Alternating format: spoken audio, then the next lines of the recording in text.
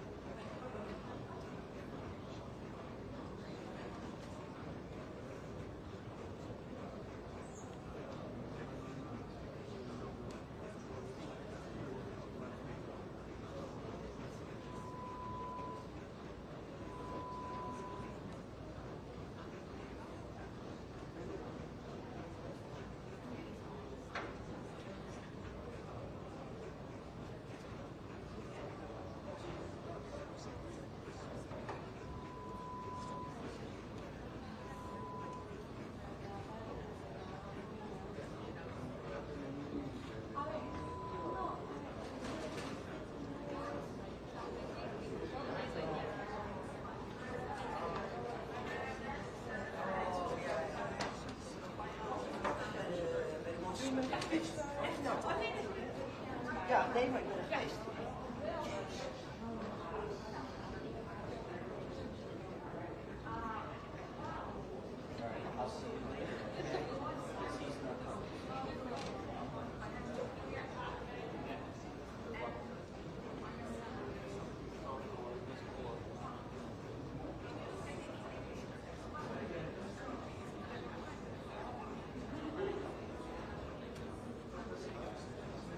Good luck today, guys.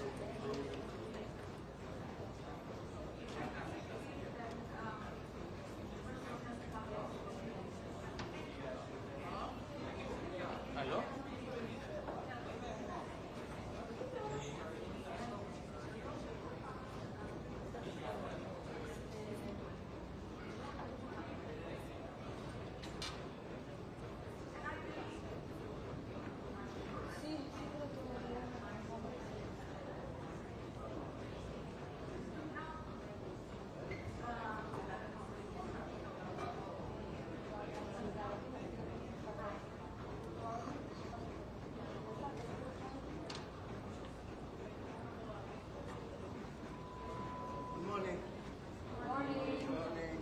Back here.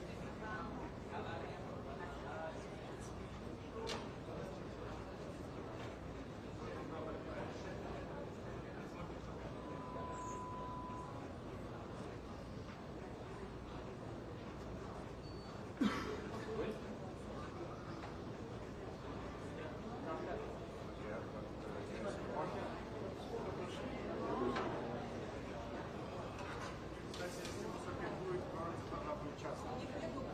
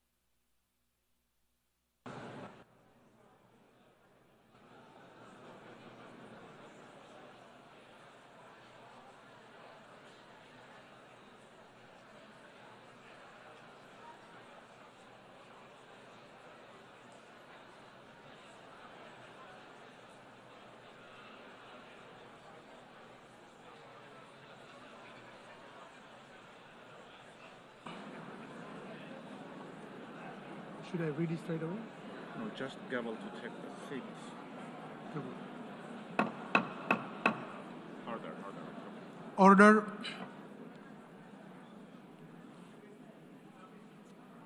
The plenary meeting, the 10th plenary meeting of the General Assembly is called to order.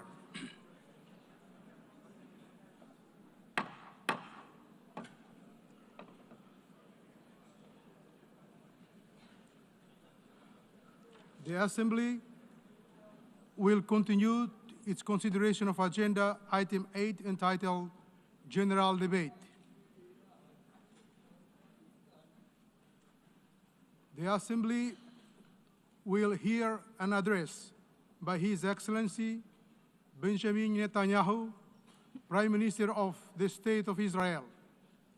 I request protocol to escort His Excellency and invite him to address the Assembly.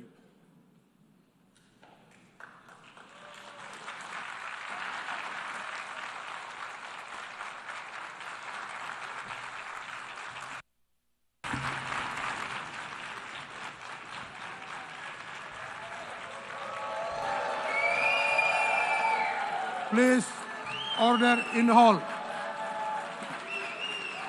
Please, order in the hall.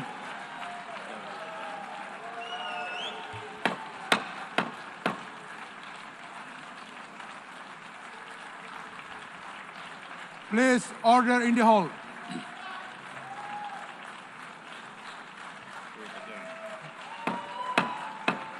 Please, order in the hall.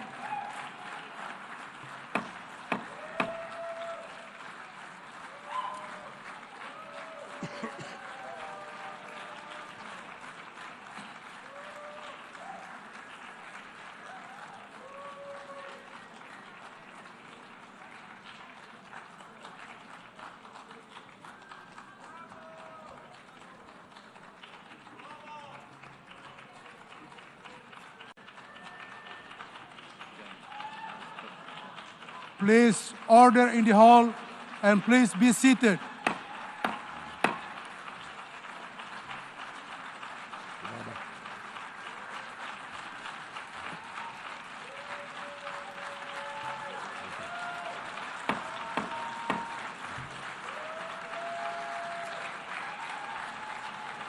Please, order in the hall.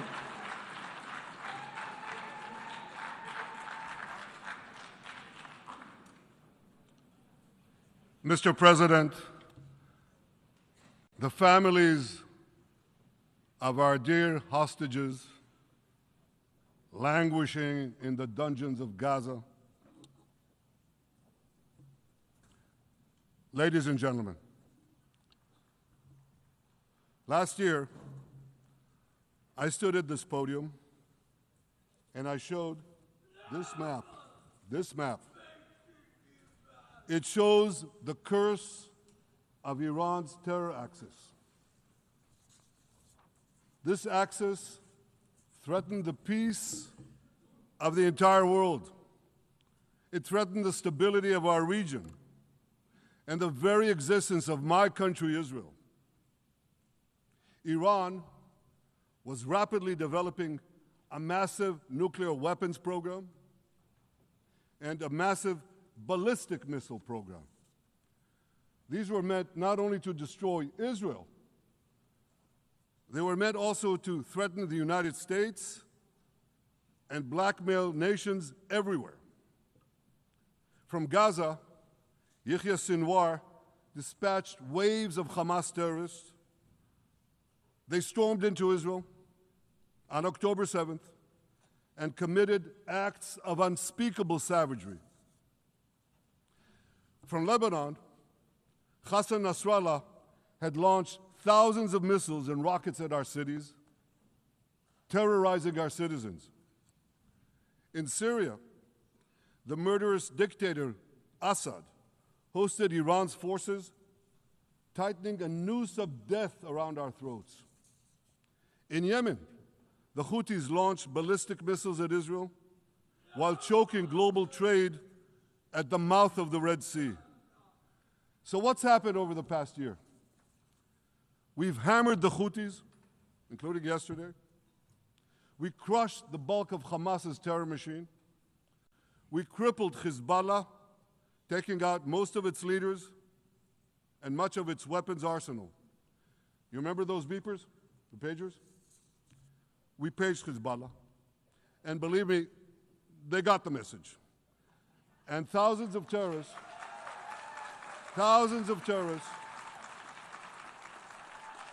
dropped to the ground. We destroyed Assad's armaments in Syria. We deterred Iran's Shiite militias in Iraq.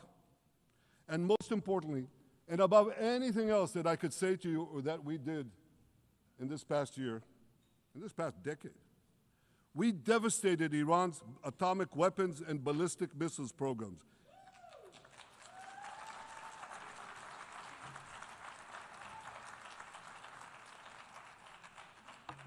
So here's where things stand today. Half the Houthi leadership in Yemen, gone. Yahya Sinwar in Gaza, gone. Hassan Nasrallah in Lebanon, gone. The Assad regime in Syria, gone. Those militias in Iraq, well, they're still deterred. And their leaders, if they attack Israel, will also be gone.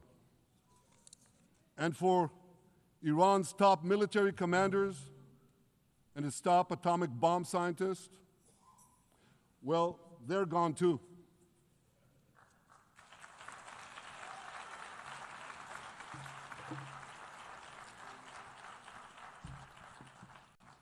Israel's 12-day war with Iran, which I renamed Operation Rising Lion, that's from the Bible.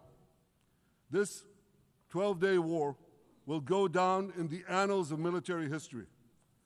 Our daring pilots neutralized Iran's missile defenses and took control of the skies over Tehran. And you saw this. Israeli fighter pilots and American B-2 pilots bombed Iran's nuclear enrichment sites. I want to thank President Trump for his bold and decisive action.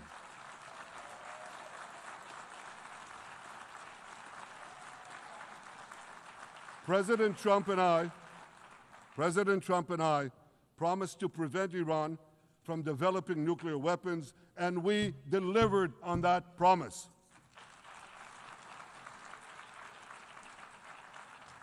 We removed an existential threat to Israel, and a mortal threat to the civilized world. We lifted a dark cloud that could have claimed millions and millions of lives.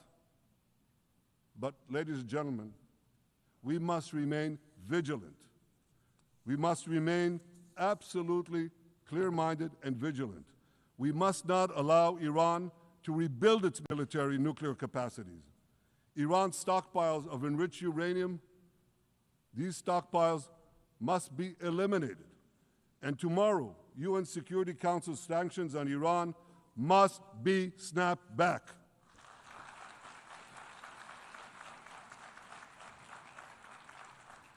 Thanks to the resolve of our people, the courage of our soldiers, and the bold decisions we took, Israel rebounded from its darkest day to deliver one of the most stunning military comebacks in history.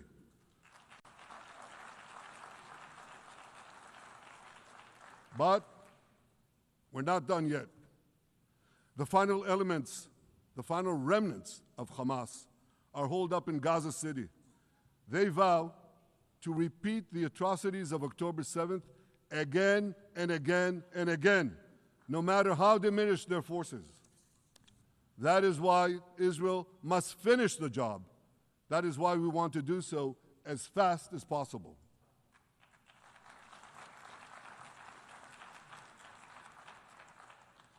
Ladies and gentlemen, much of the world no longer remembers October 7th. But we remember. Israel remembers October 7th. On that day, well, I'll tell you, you can remember October 7th too. You see this large pin here? It's a QR code. What I ask you to do is hold up your phones, zoom in, and you too will see why we fight and why we must win. It's all in here. On October 7th, Hamas carried out the worst attack on Jews since the Holocaust. They slaughtered 1,200 innocent people, including over 40 Americans and foreign nationals from dozens of countries represented here. They beheaded men. They raped women. They burnt babies alive. They burnt babies alive in front of their parents. What monsters. And these monsters took more than 250 people hostage. And those included Holocaust survivors, grandmothers and their grandchildren. Who takes hostage grandmothers and grandchildren? Hamas does. So far, we've brought home 207 of these hostages, but 48 still remain in the dungeons of Gaza. 20 of them are alive, starved, tortured, deprived of any daylight, deprived of humanity. These are the names of the 20 living hostages. Matan Angrest, Gali and Zerv Berman, brothers, Elkanah Buchbot, Rom Braslavsky, Nimrod Cohen, Ariel and David Cunyo, another pair of brothers, Guy Gilboa Dalal, Eviatar David. You saw the picture of Eviatar David, emaciated, forced to dig his own grave. Maxim Herkin, Eitan Horn, Segev Kalfon, Bar Cooperstein, Omri Meran, Eitan Moore, Yosef Chaim Ochana, Alon Ohel, Avinatam Or, and Matan Tsengarker. Now, ladies and gentlemen, I want to do something I've never done before. I want to speak from this forum directly to those hostages through loudspeakers. I've surrounded Gaza with massive loudspeakers connected to this microphone in the hope that our dear hostages will hear my message. And I'll say it first in Hebrew and then in English. אחינו הגיבורים, מדבר ראש הממשלה בנימין נתניהו. אני פונה עליכם מעל בימת האו"ם. לא שכחנו אתכם, אפילו לא לשנייה. העם כולו איתכם, ואנחנו לא נשקוט ולא נרפה עד שנחזיר את כולכם הביתה. החיים והחללים כאחד.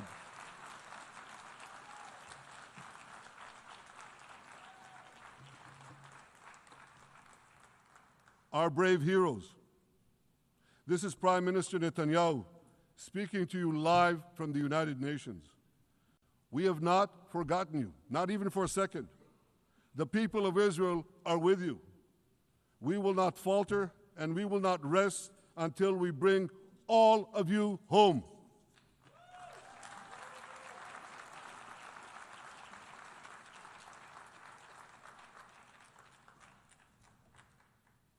Ladies and gentlemen, thanks to special efforts by Israeli intelligence, my words are now also being carried. They're streamed live to the cell phones of Gazans. So to the remaining Hamas leaders and to the jailers of our hostages, I now say, lay down your arms. Let my people go. Free the hostages, all of them, the whole 48. Free the hostages now.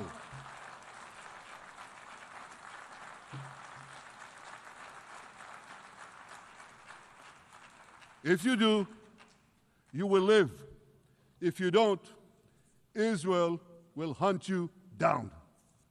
Ladies and gentlemen, if Hamas agrees to our demands, the war could end right now. Gaza would be demilitarized, Israel would retain overriding security control, and a peaceful civilian authority would be established by Gazans and others committed to peace with Israel. And of course, you understand that the war in Gaza has affected every Israeli.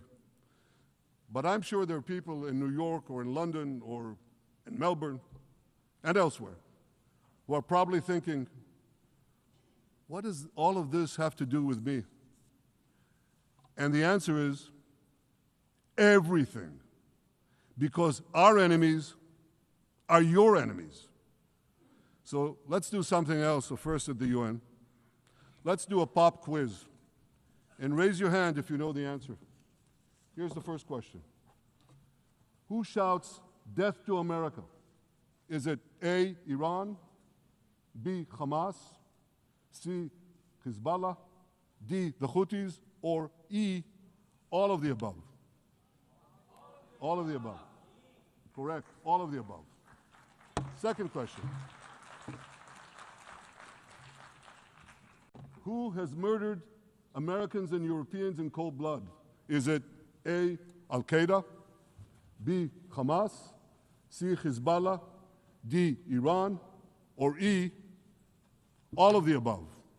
All of the above. Correct, again. So here's the point I wanted to make. Our enemies hate all of us with equal venom. They want to drag the modern world back to the past, to a dark age of violence, fanaticism, and terror. I think many of you are already feeling in your own societies the radical Islamist surge. You know, I'm sure you do, you know deep down that Israel is fighting your fight. So I want to tell you a secret. Behind closed doors, many of the leaders who publicly condemn us privately thank us.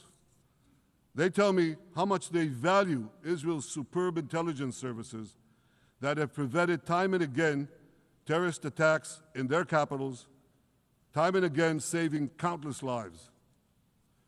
General George Keegan, former head of U.S. Air Force intelligence, once said, if the United States had to gather on its own the intelligence that Israel gives us, we would have to establish 5 CIAs. 5 CIAs. This past June, when Israel struck Iran's nuclear facilities, German Chancellor Merz admitted the truth. He said, Israel is doing the dirty work for all of us. President Trump understands better than any other leader that Israel and America face a common threat.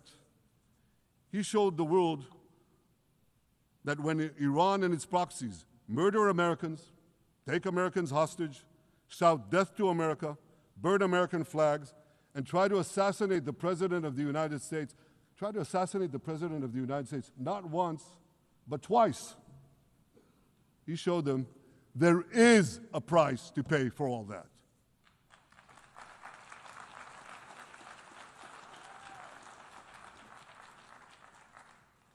But regrettably, many leaders who are represented in this hall, they send a very different message. Sure, in the days immediately following October 7th, many of them supported Israel. But that support quickly evaporated when Israel did what any self-respecting nation would do in the wake of such a savage attack. We fought back. Now just imagine, just sit back for a second and imagine an attack against America proportioned to the attack against Israel on October 7th. Imagine a regime, a terror regime, dispatching thousands of terrorists to invade the United States. They massacre 40,000 Americans. They take 10,000 Americans hostage. What do you think America would do?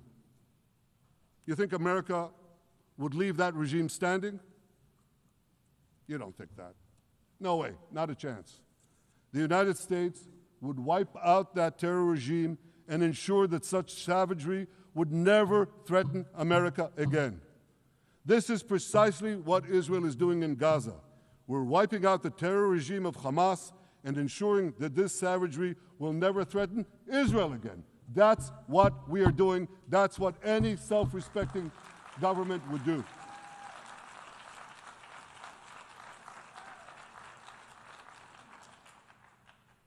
Yet, and it's a yet that I'm sorry to say here, yet over time, many world leaders buckled.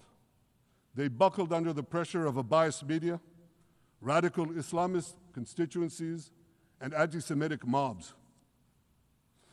There's a familiar saying, when the going gets tough, the tough get going. Well, for many countries here, when the going got tough, you caved. And here's the shameful result of that collapse. For much of the past 2 years, Israel has had to fight a 7-front war against barbarism, with many of your nations opposing us. Astoundingly, as we fight the terrorists who murdered many of your citizens, you are fighting us. You condemn us, you embargo us, and you wage political and legal warfare, it's called lawfare, against us. I say to the representatives of those nations, this is not an indictment of Israel. It's an indictment of you. It's an indictment of weak-kneed leaders who appease evil rather than support a nation whose brave soldiers guard you from the barbarians at the gate. They're already penetrating your gates. When will you learn? You can't appease your way out of jihad, and you won't escape the Islamist storm by sacrificing Israel. To overcome that storm, you have to stand with Israel. But that's not what you're doing. As the prophets of Israel foretold in the Bible, you've turned good into evil and evil into good. Now I want to drill down on this. Take the false charge of genocide. Israel is accused of deliberately targeting civilians. Ladies and gentlemen, the opposite is true. The head of urban warfare studies, Colonel John Spencer, he's perhaps the world's greatest expert on urban warfare. And he says, Israel is applying more measures to minimize civilian casualties than any military in history. And because we're doing that, the ratio of non-combatant to combatant casualties is less than 2 to 1 in Gaza. That's an astoundingly low ratio, lower than NATO's wars in Afghanistan and Iraq, especially when you consider that Gaza is one of the most densely populated urban areas on Earth. It has hundreds of miles of terror tunnels underground, and it has countless terror towers above ground, and thousands of terrorists embedded in the tunnels and in these towers in civilian areas. If you want to see what measures Israel takes to avoid civilian casualties in this war, just look at what we're doing now in Gaza City, the last Hamas stronghold, one of the 2 last strongholds. For 3 weeks, Israel dropped millions of leaflets, sent millions of text messages, and made countless phone calls urging civilians to leave Gaza City before our military moves in. At the same time, Hamas implants itself in mosques, schools, hospitals, apartment buildings, and tries to force those civilians not to leave, to stay in harm's way. And it often threatens them at gunpoint if they try to do so. For Israel, every civilian casualty is a tragedy. For Hamas, it's a strategy. Hamas uses civilians as human shields and as props in its sick propaganda war in Israel, against Israel, a propaganda war that the Western media buys hook, line, and sinker. Now, despite Hamas's threats, close to 700,000 Gazans, almost 750,000, have already heeded our calls and moved to safe zones. Now I want to ask you a simple question, a simple, logical question. Would a country committing genocide plead with the civilian population it is supposedly targeting to get out of harm's way? Would we tell them, get out, if we want to commit genocide? We're trying to get them out. And Hamas is trying to keep them in. And this charge is so baseless. The comparison to genocide, wholesale slaughter of populations. What, did the Nazis ask the Jews to leave, kindly leave, go out? Did others, you want me to name all the genocidal leaders of history? Just go one by one. Did anyone do this? Did they say, get out so we can come in? Of course not. So the truth has been turned on its head. Hamas, a genocidal terrorist organization whose charter calls for the murder of all Jews on the planet. This genocidal organization is given a pass. It's barely mentioned. While Israel, which does everything it can to get civilians out of harm's way, Israel is put in the dock. What a joke. You want to hear another one? Israel is accused of deliberately starving the people of Gaza when Israel is deliberately feeding the people of Gaza. Since the beginning of the war, Israel has let into Gaza more than 2 million tons of food and aid. That's 1 ton of aid for every man, woman, and child in Gaza. Nearly 3,000 calories per person per day. Some starvation policy. If there are Gazans who don't have enough food, it's because Hamas is stealing it. Hamas steals it, hoards it, and sells it at exorbitant prices to fight its war machine. Last month, even the UN, not exactly a supporter of Israel. You're supposed to laugh, by the way. Last month, even the UN admitted that Hamas and other armed groups looted 85% of the trucks. That's why you have deprivation.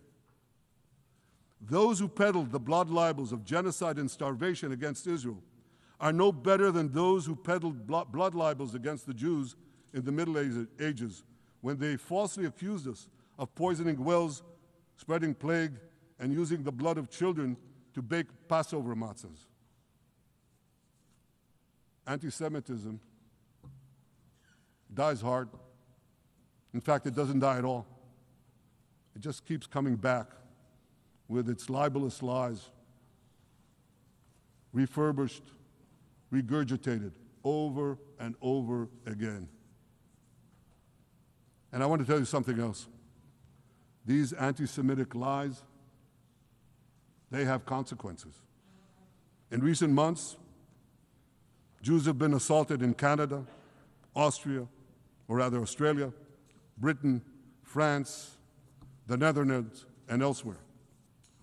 Here in America, an elderly Holocaust survivor was burned to death in Colorado. And a beautiful young couple from the Israeli embassy in Washington was brutally gunned down right in front of the Holocaust Museum there. Thankfully, President Trump's administration is forcefully fighting the scourge of anti-Semitism, and every government here should follow its lead. But instead, many do the opposite. They actually reward the worst anti-Semites on earth.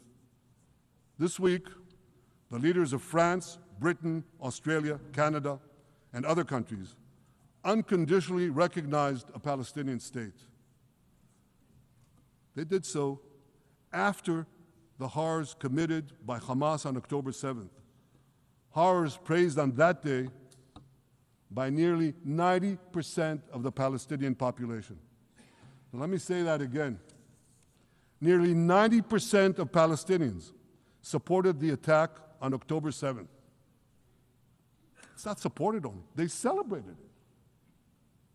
They danced on the rooftops. They threw candies. That's both in Gaza and in Judea, Samaria, the West Bank, as you call it. And it's just the way they celebrated another horror, 9/11. They danced on the rooftops. They cheered. They threw candy. You know what message the leaders who recognized the Palestinian state this week sent to the Palestinians? It's a very clear message. Murdering Jews pays off. Well, I have a message for these leaders.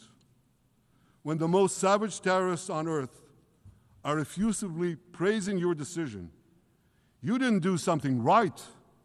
You did something wrong, horribly wrong.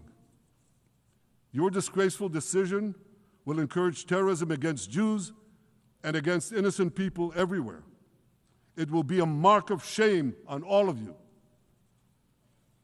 But wait a minute, Mr. Prime Minister, they tell me. Wait a minute. We believe in a two-state solution where the Jewish state of Israel will live side by side in peace with the Palestinian state. There's only one problem with that. The Palestinians, they don't believe in this solution. They never have. They don't want a state next to Israel. They want a Palestinian state instead of Israel. And that's why every time they were offered a Palestinian state, but were required to end the conflict with Israel and recognize the Jewish state, every time, over the decades, they turned it down. And that is why every time they were given territory, they used it to attack us. In fact, they effectively had a Palestinian state in Gaza. So what did they do with that state? Peace? Coexistence? No. They attacked us time and time again. Totally unprovoked. They fired rockets into our cities. They murdered our children. They turned Gaza into a terror base from which they committed the October 7th massacre. So here's the uncomfortable truth. The persistent Palestinian rejection of a Jewish state in any boundary is what has driven this conflict for over a century. It is still driving it. It's not the absence of a Palestinian state. It's the presence and existence of a Jewish state. And I find it amazing, that the foreign chancelleries and the ministries and all those who pontificate about this, and the leaders, how can they not see this basic truth when it is repeated again and again and again ad nauseum? And I want to say something else. This rejection of a Jewish state not only applies to Hamas, it also applies to the so-called moderate Palestinian Authority. You should know that the Palestinian authorities pays terrorists to slay Jews. The more Jews the terrorists slay, the more the Palestinian Authority pays. The Palestinian Authority names its government buildings, its public squares, its schools, after the mass murderers of Jews, which they glorify as martyrs. They pay and glorify not just the killer of Jews, but also killers of Christians. Christians like Taylor Force, an American veteran who was brutally murdered in Israel by Palestinian terrorists. But, that I hear from the Western leaders. They tell me, the PA promised us it will reform. And I know this time, Prime Minister, it will be different. Yeah, right. We've heard these promises for decades. They always promise. They never deliver. Because you see, the Palestinian Authority is corrupt to the core. They haven't held elections in 20 years. They use the same textbooks as Hamas, exactly the same textbooks. They teach their children to hate Jews and destroy the Jewish state.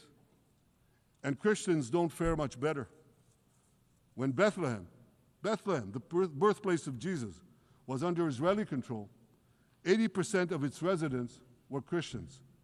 But since the PA took control, that number has dwindled to under 20%. These are the people you want to give a state to?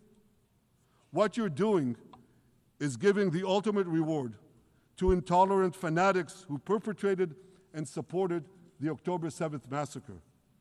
Giving the Palestinians a state 1 mile from Jerusalem after October 7th is like giving Al-Qaeda a state 1 mile from New York City after September 11th.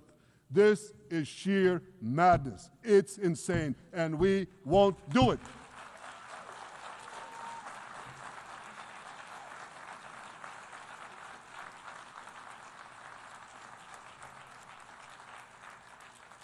So here's another message to those Western leaders. Israel will not allow you to shove a terror state down our throats. We will not commit national suicide because you don't have the guts to face down a hostile media and anti-Semitic mobs demanding Israel's blood. And I want you to grasp something else, which is also distorted in the media. I say this not only in my name or the name of my government, but on behalf of all the people of Israel. Last year, there was a vote in the Knesset, our parliament, whether or not to oppose the imposition of a Palestinian state. You want to guess what the results were? Out of 120 members of our parliament, 99 voted against and only 9 supported. That's over 90%. It's not a fringe group. It's not the Prime Minister who himself is extreme or he's held hostage by extreme parties to his right. It's over 90% of Israelis. My opposition to a Palestinian state is not simply my policies or my government's policy. It's the policy of the state and people of the state of Israel.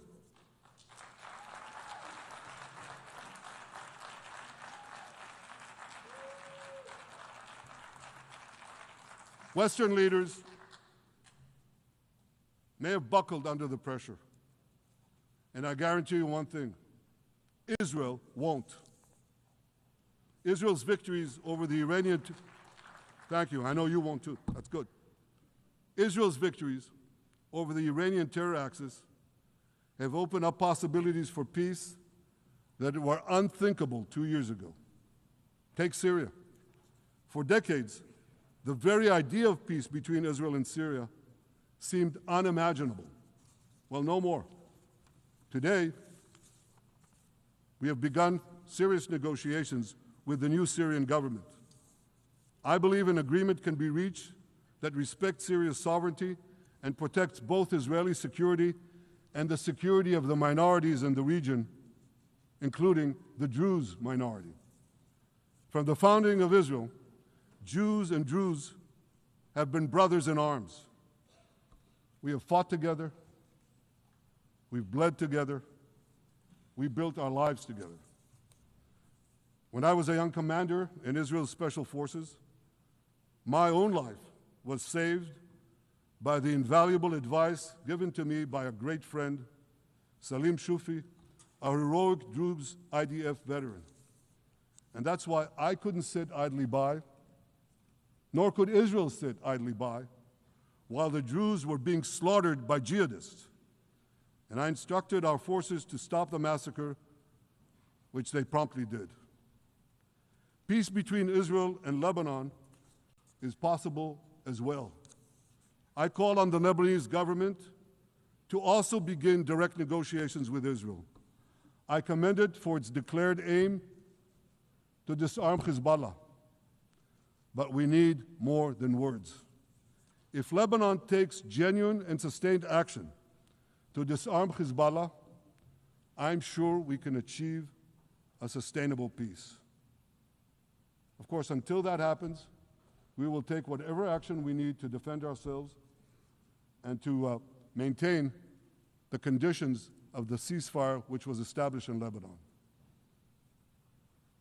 Our goal is not merely to monitor Hezbollah's actions, but to prevent them from violating the ceasefire and attacking us at any time. But I'm sure that if the Lebanese government persists in its goal of disarming Hezbollah, peace will come very speedily and very readily. Victory over Hezbollah has made peace possible with our two Arab neighbors in the north. Victory over Hamas will make peace possible with nations throughout the Arab and Muslim world. Our victory would lead to a dramatic extension and expansion of the historic Abraham Accords, which President Trump brokered between Arab leaders and myself 5 years ago. And I took note, as I'm sure you did too, of the encouraging words spoken here by the President of Indonesia. This is the country with the largest Muslim population of all nations. And it's also a sign of what could come. Forward-looking Arabs and Muslim leaders know that cooperating with Israel will provide them with groundbreaking Israeli technologies, including in medicine and science, in agriculture and water, in defense and AI, and so many other fields. I believe that in the coming years, the Middle East will look dramatically different. Many of those who wage war on Israel today will be gone tomorrow. Brave peacemakers will take their place. And nowhere will this be more true than in Iran. The long-suffering Iranian people will regain their freedom. They will make Iran great again. And our two ancient peoples,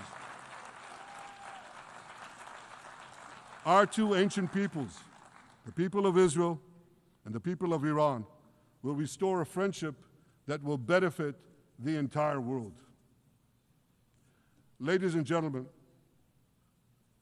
the horrors that happened on one dark day, October 7th, those horrors happened countless times during the centuries of my people's exiles among the nations. Jewish blood was cheap. Jews were killed with impunity. We had to beg others to defend us. The rise of Israel did not mean that the attempts to destroy us would end. It meant that we could fight back against those attempts. And that is exactly what Israel has done since October 7th. Our sons and daughters fought like lions. Our brave soldiers donned their uniforms and rushed into battle. They were armed with the dreams of the 100 generations of Jews who came before them. The dream of living as a free people in the land of Israel, our beloved homeland for more than 3,000 years. The dreams of living in our own independent state. The dream of having an army to defend ourselves. And the dream of being a light unto the nations, a beacon of progress, ingenuity, innovation, for the benefit of all humanity. On October 7th, the enemies of Israel tried to extinguish that light. 2 years later, the resolve of Israel and the strength of Israel burned brighter than ever. With God's help, that strength and that resolve would lead us to a speedy victory and to a brilliant future of prosperity and peace. Thank you very much.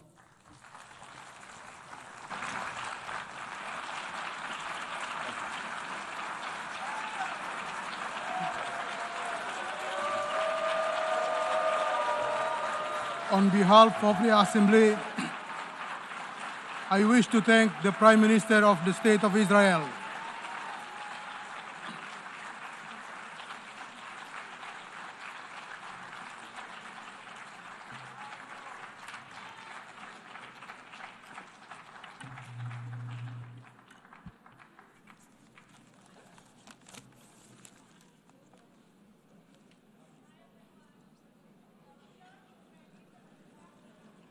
And also,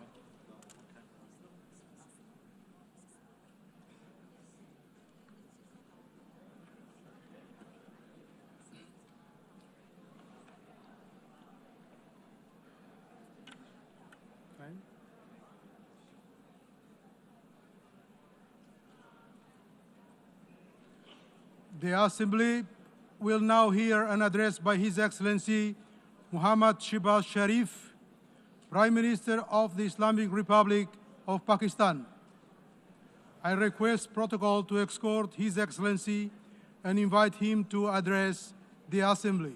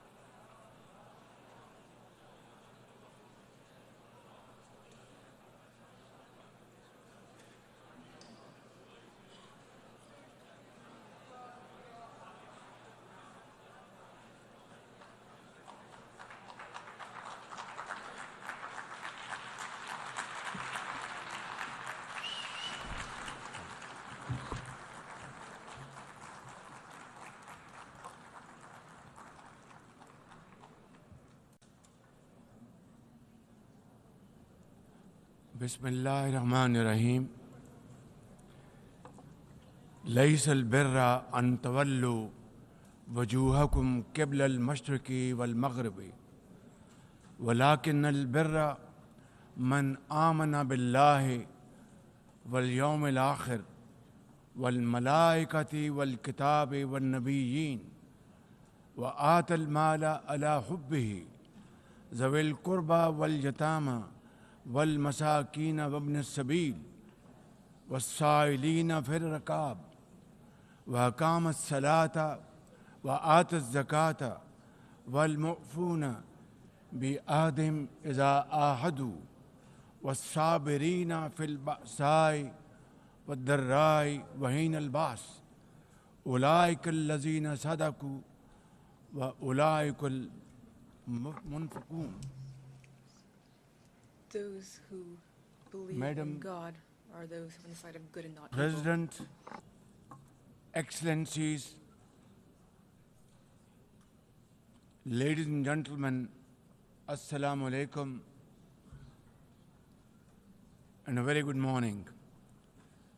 I wish to congratulate Her Excellency Annalena Baerbock on assuming the presidency of the 80th session of the United Nations General Assembly.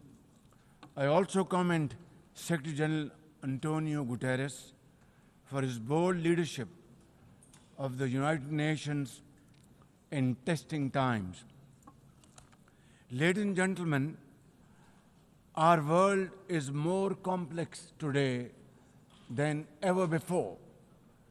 Conflicts are intensifying, international law is being brazenly violated, humanitarian crises are multiplying, terrorism remains a potent threat, disinformation and fake news undermine trust, climate change threatens our very survival, and more so countries like Pakistan.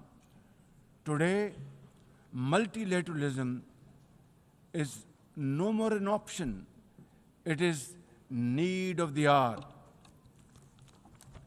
Excellencies, Pakistan's foreign policy, guided by the vision of Quaid-e-Azam Muhammad Ali Jinnah, is based on peace, mutual respect, and cooperation. We believe in the peaceful settlement of disputes through dialogue and diplomacy. Last year, from this very podium, I had warned that Pakistan would act most decisively against any external aggression. Those words of mine proved true. I hope it didn't. But then that is destiny. When in May this year, my country confronted unprovoked aggression from our eastern front, the enemy came shrouded in arrogance. We sent them back in humiliation, delivering our bloody nose. Excellencies, India sought to extract political gains from a human tragedy by spurning my sincere offer of an independent international investigation into the Pahalgam incident. Instead, it attacked our cities and targeted our innocent civilians. When our territorial integrity and national security were violated, our response was in accordance with the right of self-defense under Article 51 of United Nations Charter. Our valiant armed forces, under the stellar leadership of Field Marshal Syed Asim Munir, mounted an operation of stunning professionalism, bravery, and acumen, repulsing the enemy's attack under Air Chief Marshal Zahir Babar Sidhu. Our falcons took flight and etched their answer across the skies, resulting in 7 of the Indian jets turned to scrap and dust. A decisive response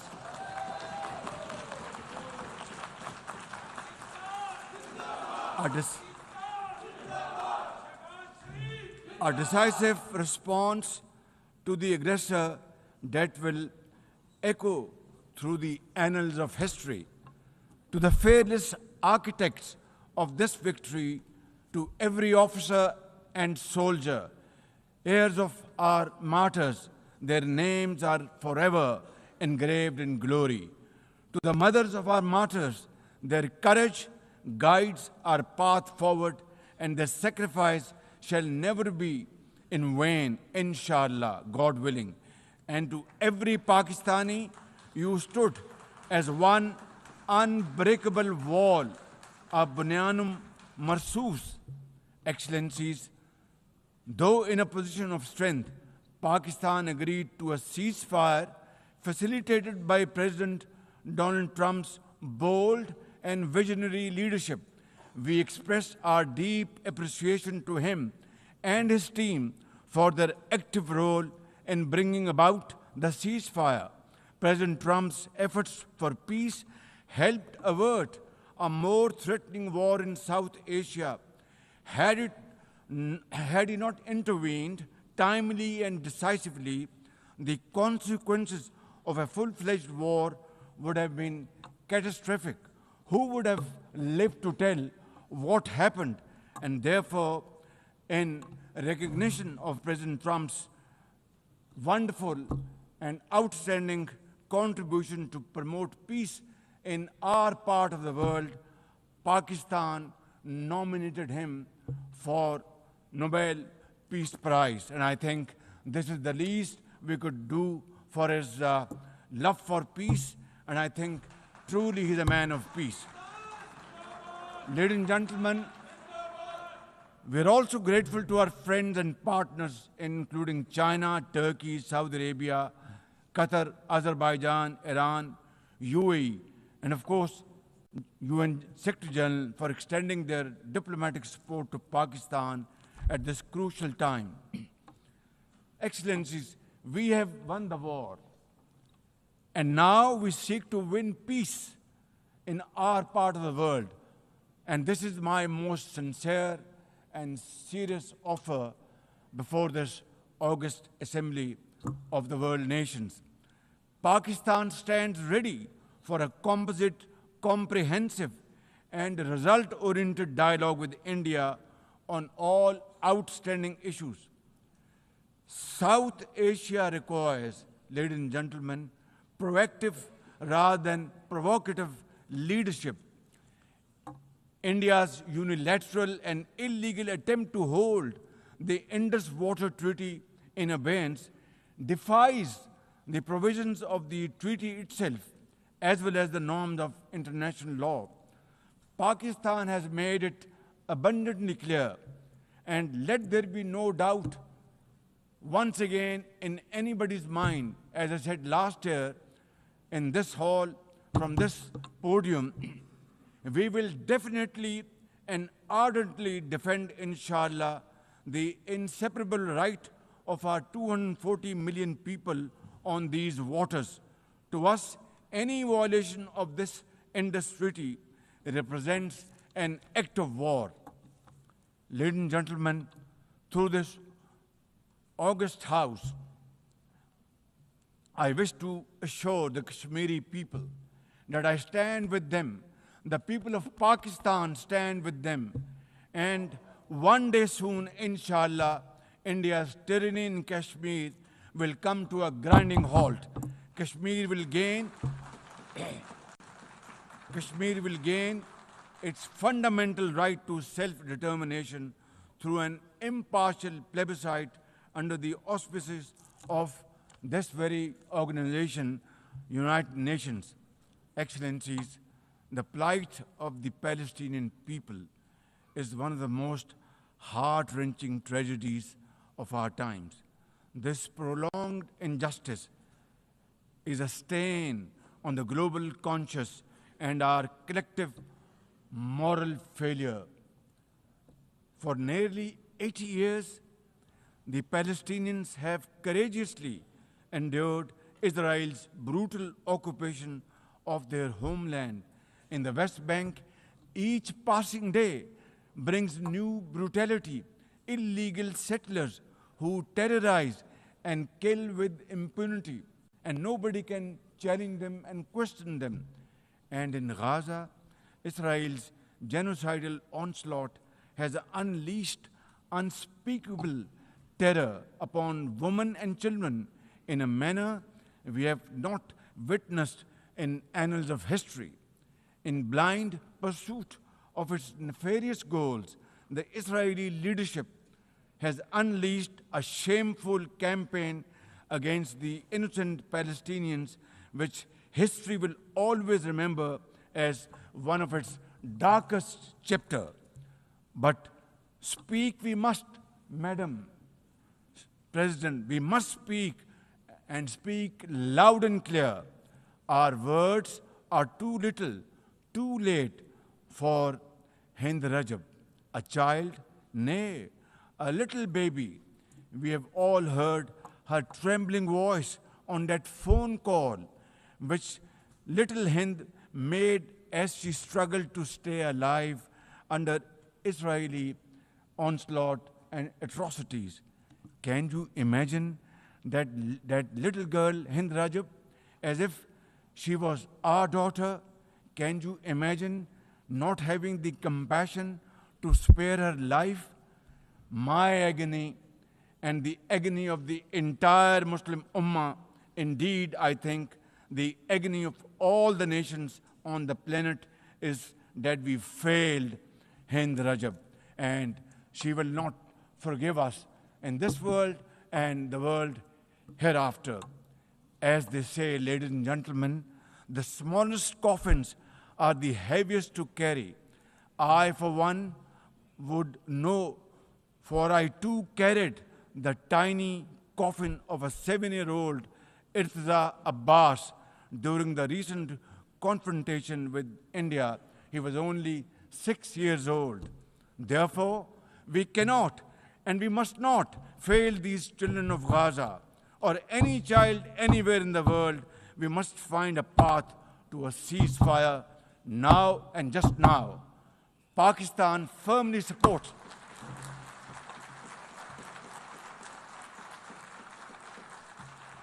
Ladies and gentlemen, Pakistan firmly supports the demand of the Palestinian people for the establishment of a sovereign Palestinian state with pre-1967 borders and Al-Quds Sharif as its capital. Palestine can no longer remain under Israeli shackles. It must be liberated, and liberated with full commitment and with full force.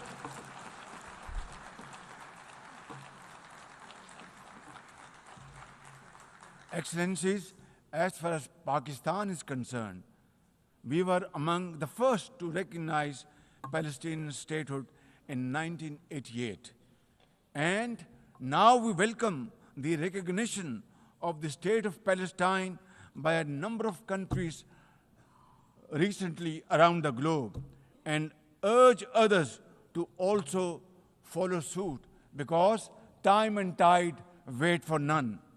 We are further grateful for President Trump's timely initiative to invite Arab Islamic states 3 days ago here in this building for a consultative session at the United Nations. And I was also part of that consultative process. And I think, and I hope and pray to God that it has rekindled hope for a ceasefire in the nearest future, for which the credit must again be attributed to President Trump for this peace initiative. Excellencies, Israel's recent attack on Doha and its continued violations of the sovereignty and territorial integrity of numerous countries is reflective of its rogue behavior. Pakistan stands unwaveringly with our brothers and sisters in Qatar. We also support all efforts for a peaceful resolution of the We also support all efforts for a peaceful resolution of the Ukraine conflict in line with the UN Charter to end human sufferings and global turmoil caused by this protracted war. Madam President, Pakistan condemns terrorism in all its forms and manifestations. For over 2 decades, Pakistan has been at the front line of global counter-terrorism efforts, having suffered over 90,000 people.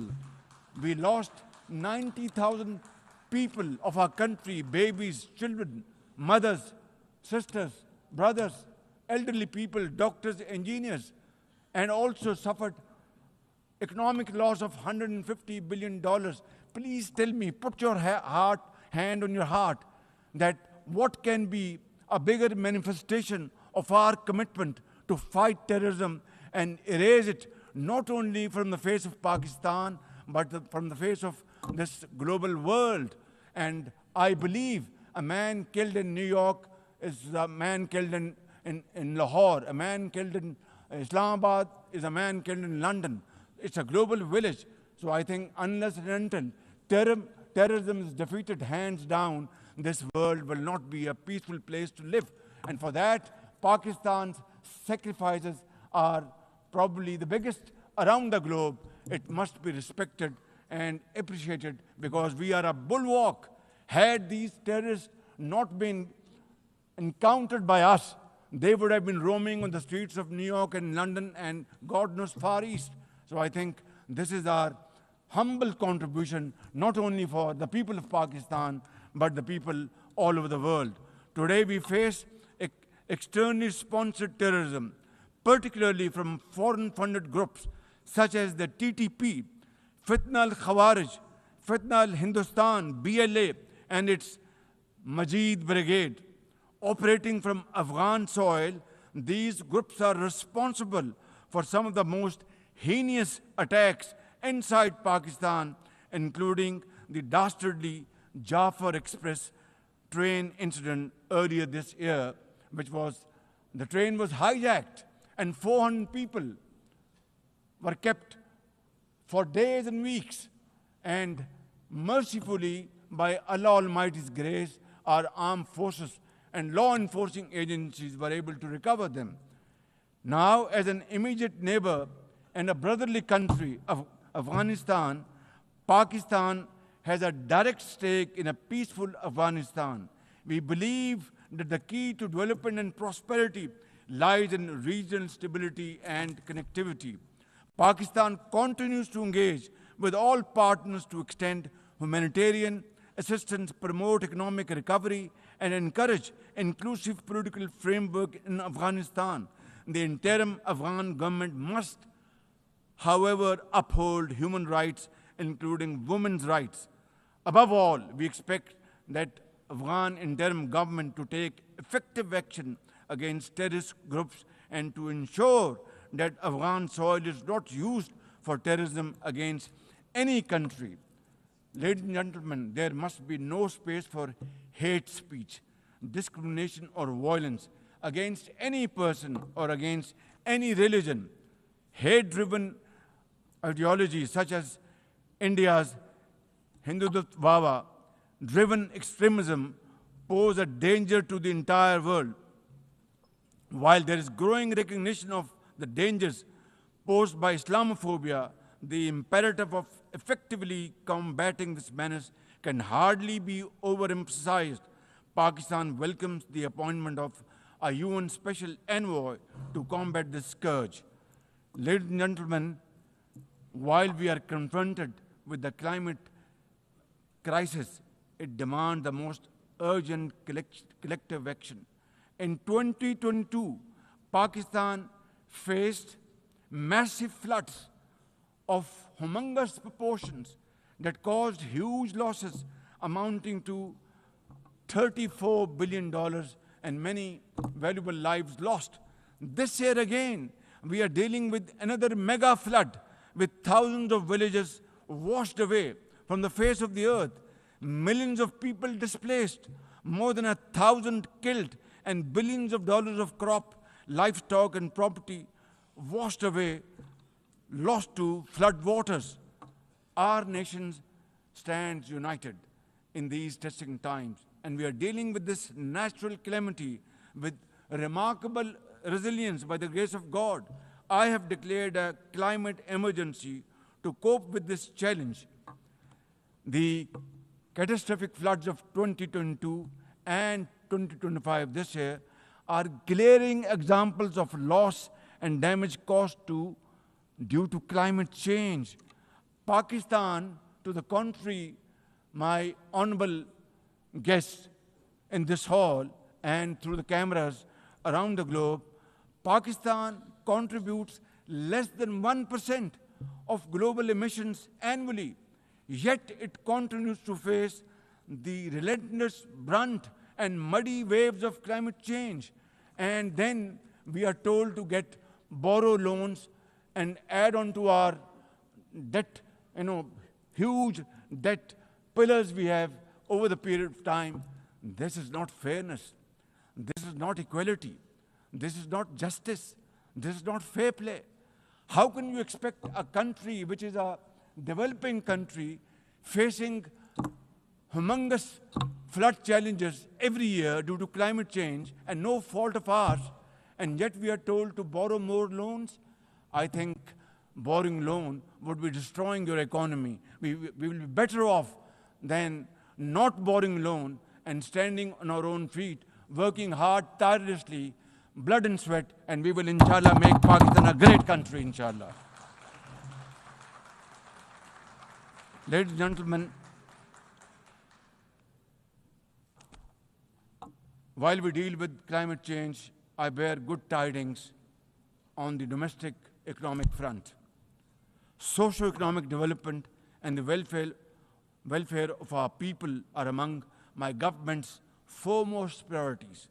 We have successfully implemented deep-rooted structural macroeconomic reforms, modernized and broadened our taxation system, intensified efforts to mobilize productive investment, and embraced digitization, AI, and crypto as the tools of the future. Strategic partnerships, including our all-weather cooperation with China through the China-Pakistan Economic Corridor under President Xi Jinping's landmark Belt and Road Initiative, are contributors to our progress as I speak. I admire the vision and foresight of President Xi Jinping, whose recently launched Global Governance Initiative, along with other global initiatives, offers a comprehensive framework for a more just, fair, and inclusive development. Excellencies, as a non-permanent member of the UN Security Council, Pakistan is playing its constructive role in conflict prevention. The unanimous adoption of Resolution 2788 under our presidency of the Council has renewed our collective commitment to multilateralism, respect for the UN Charter, and effective implementation of UN Security Council resolutions. Excellencies, at the end, let me assure you that Pakistan will always stand for peace, justice, and development, for a revitalized United Nations, and for cooperative and multilateralism that is fair and inclusive and delivers for all. Therefore, let this 80th anniversary not simply commemorate history. Let us make history and chart a future for the next 80 years with these United Nations as enduring hope for global good. Let us truly strive to become better together. Thank you very much. United Nations, long live. God bless you.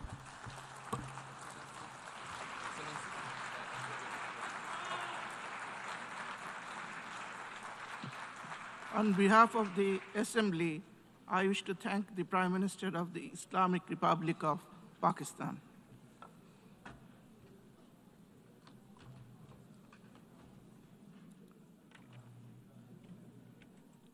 The Assembly will now hear an address by His Excellency Li Qihang, Premier of the State Council of the People's Republic of China. I request protocol to escort His Excellency and invite him to address the Assembly.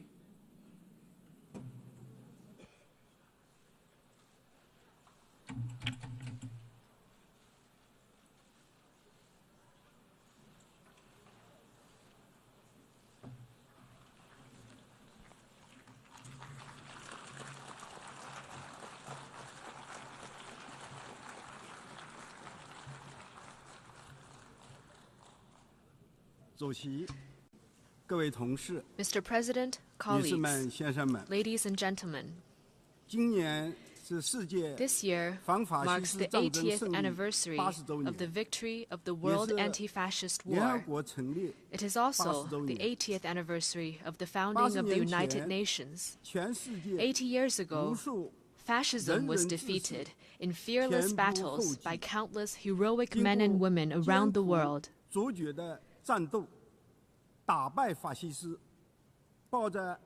And the United Nations was created upon their ideal of a world free of war, marking the beginning of an extraordinary journey of building the post-war international order and pursuing peace and development. The past 80 years have been tortuous but purposeful. Today, the UN is the world's most universal, representative, and authoritative intergovernmental organization. With an international system centered around the UN and an international order based on international law, human society has realized overall peace and achieved unprecedented levels of development and prosperity. The past 80 years have witnessed tectonic changes in our world. Straddling 2 centuries, this period saw human society leapfrog from the age of electricity and computers into a digital intelligence era. While the world we live in has changed enormously, the ideal of making it a better place remains unchanged. Looking back, we can draw a number of valuable inspirations. First, peace and development are the strongest aspiration shared by the people of all countries. Having gone through 2 world wars, we must never forget the bitter lessons learned through bloodshed and loss of lives. For 80 years, a generally peaceful international environment has led to remarkable growth in the global economy. Today, as the desire for peace and development grows even stronger around the world, it is incumbent upon our generation to further strengthen the force for peace and development. Second, solidarity and cooperation are the most powerful drivers for human progress. In the ferocious years of the World Anti-Fascist War, countries with different social systems, histories, and cultures rose above their differences, fought side by side, and prevailed together. In the 80 years that followed, they weathered a succession of vicissitudes, such as the Cold War standoff, financial crises, and global pandemics, by staying connected and working together. All this proves a simple yet powerful point. Solidarity lifts everyone up, while division drags all down. The road ahead might be hard and bumpy, but when all countries unite as one and collaborate in good faith, our strengths will converge into a mighty force with which we can withstand any headwind and cross any hurdle. Third, fairness and justice are the most important values pursued by the international community. History keeps reminding us that when might dictates right, the world risks division and regression. Should the era of the law of the jungle return, and the weak be left as a prey to the strong, human society would face even more bloodshed and brutality. As members of the global family, we must uphold justice while pursuing our own interests. This is particularly true for the major countries. Only when all countries, big or small, are treated as equals and true multilateralism is practiced, can the rights and interests of all parties be better protected. At present, the world has entered a new period of turbulence and transformation. Unilateralism and Cold War mentality are resurfacing. The international rules and order built over the past 80 years are under serious challenge, and the once effective international system is constantly disrupted. The various problems induced are distressing and worrying. Humanity has once again come to a crossroads. Anyone who cares about the state of affairs in the world would want to ask, why couldn't we humans, having emerged from tribulations, adopt a greater sense of conscience and rationality, and treat each other with kindness and coexist in peace? How could we, in the face of deplorable incidents such as humanitarian disasters, turn a blind eye to atrocities that trample blatantly on fairness and justice and sit on our own hands? How could we, when confronted with unscrupulous acts of hegemonism and bullying, remain silent and submissive for fear of might? And how could we let the ardent passion and dedication of our forefathers in founding the UN simply fade into the pages of history?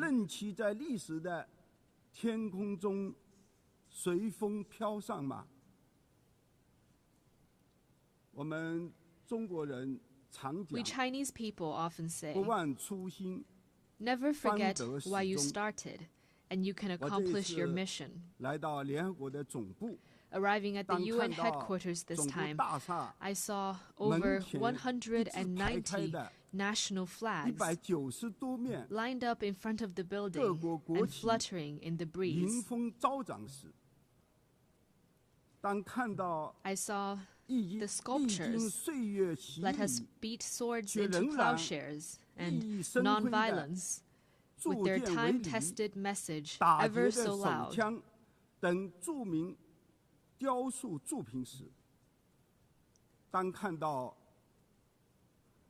And I saw staff members from different regions, of different races, and with different skin colors, working in collaboration for the common goals of humanity.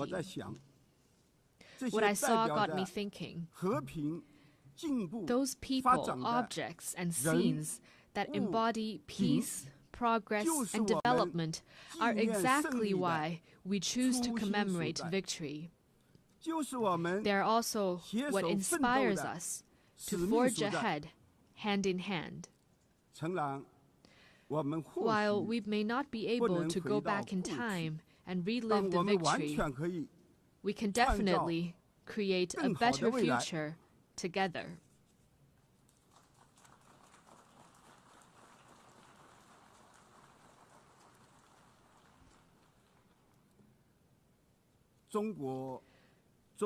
As a founding member of the UN, China has all along taken an active part in global affairs and worked for the betterment of humanity.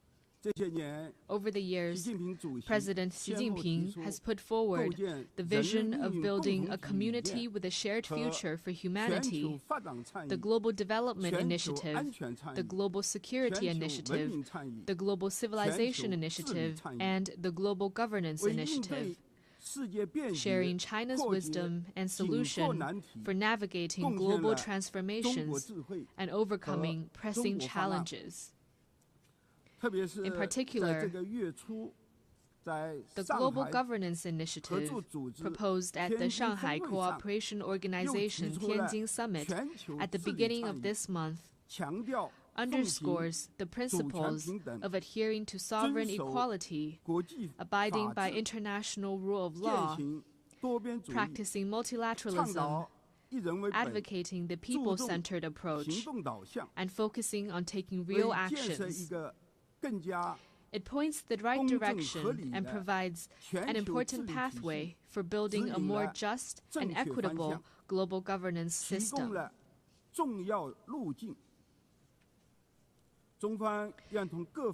China is ready to take coordinated and effective actions together with all sides to offer more concrete solutions and promote world peace and development. First, amid the volatility and turbulence in the world, we must work together for peace and shared security. All countries belong to the same global village and rely on each other for security. We should uphold the vision of common, comprehensive, cooperative, and sustainable security, and respect the legitimate security concerns of all countries. We should settle differences and disputes peacefully through dialogue and consultation. Persisting in camp-based confrontation or willful resort to force only drives peace further away. China has all along acted as a staunch defender of world peace and security. China is the second largest contributor to UN peacekeeping budget and the largest provider of peacekeepers among the permanent members of the Security Council. China has been working actively to promote peace talks on hotspot issues such as the Ukraine crisis and the Palestinian-Israeli conflict. China will continue to play a constructive role in promoting the political settlement of hotspot issues. Second, amid sluggish global growth, we must reinvigorate cooperation and pursue win-win results. A major cause of the current global economic doldrums is the rise in unilateral and protectionist measures, such as tariff hikes and erection of walls and barriers. We should collaborate more closely to identify and expand convergence of interests, promote universally beneficial and inclusive economic globalization, and help each other succeed by moving forward in the same direction. China has always been a key driver of global common development. Over the years, the Chinese economy has maintained steady development, contributing around 30% to global economic growth. China has consistently opened its door wider to the world. It has lowered its overall tariff level to 7.3% and remained the world's second-largest importer for 16 consecutive years. China has also advanced high-quality Belt and Road cooperation with over 150 countries. Currently, China is taking solid steps to promote high-quality development at home, with a focus on expanding domestic demand. China has the confidence and capability to keep its economy on an upward trajectory and continue to provide important support for global economic growth. Third, amid dynamic interactions among civilizations, we must champion dialogue and mutual enlightenment. Every civilization has its unique value and heritage and deserves acknowledgement and respect.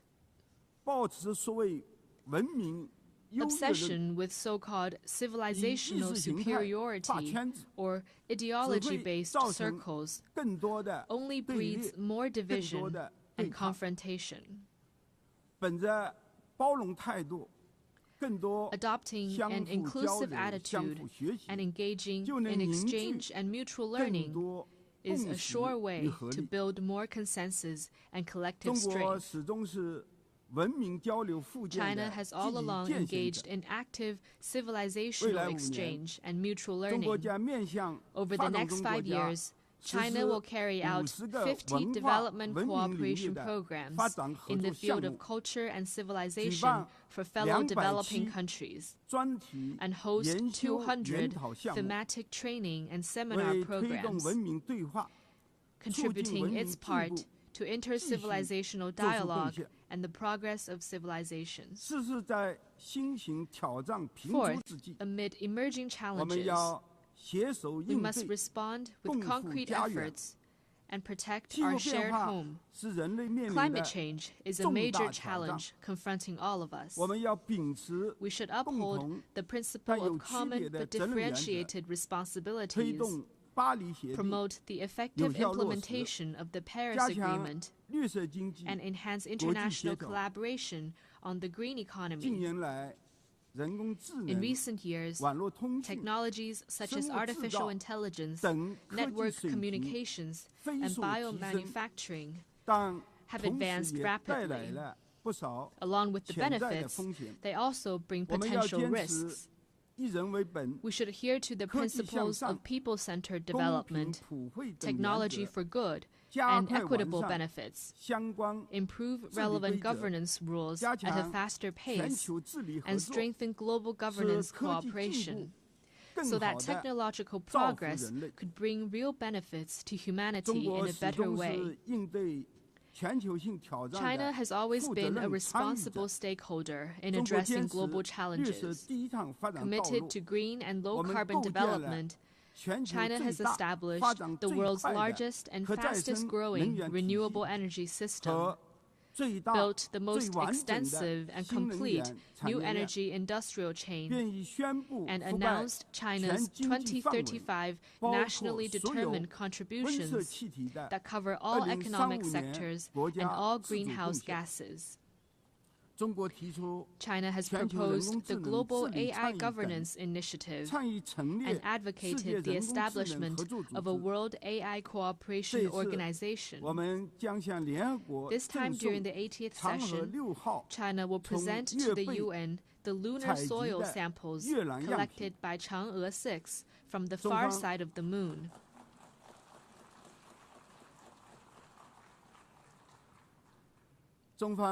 Going forward, China will take more proactive actions and work with all parties to advance global governance in relevant areas. Colleagues, China stands ready to work with all members to uphold the standing and authority of the UN, safeguard the purposes and principles of the UN Charter, support UN reforms to improve its efficiency and capacity to fulfill its mandate, and advocate greater representation and voice of developing countries.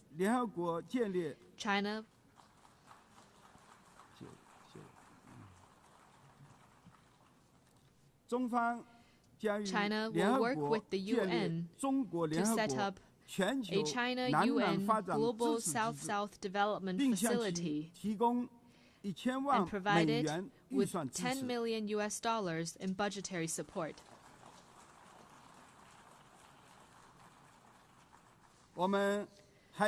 China will also partner with the United Nations Development Program to establish a global center for sustainable development in Shanghai to accelerate the implementation of the UN 2030 Agenda for Sustainable Development.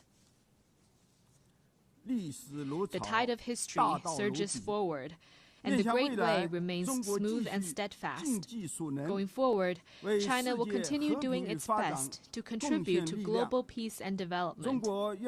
China hopes to work with the rest of the world to uphold the ideals of the UN, carry forward the spirit of multilateralism, actively implement the 4 major global initiatives, advance toward the lofty goal of building a community with a shared future for humanity, and make our world a more harmonious and beautiful place. Thank you.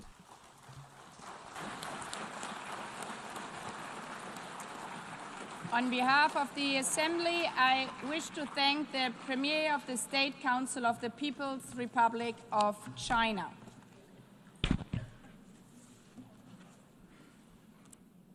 The Assembly will hear an address by His Excellency Ralph Gonsalves, Prime Minister and Minister for National Security, Legal Affairs and Information of St. Vincent and the Grenadines.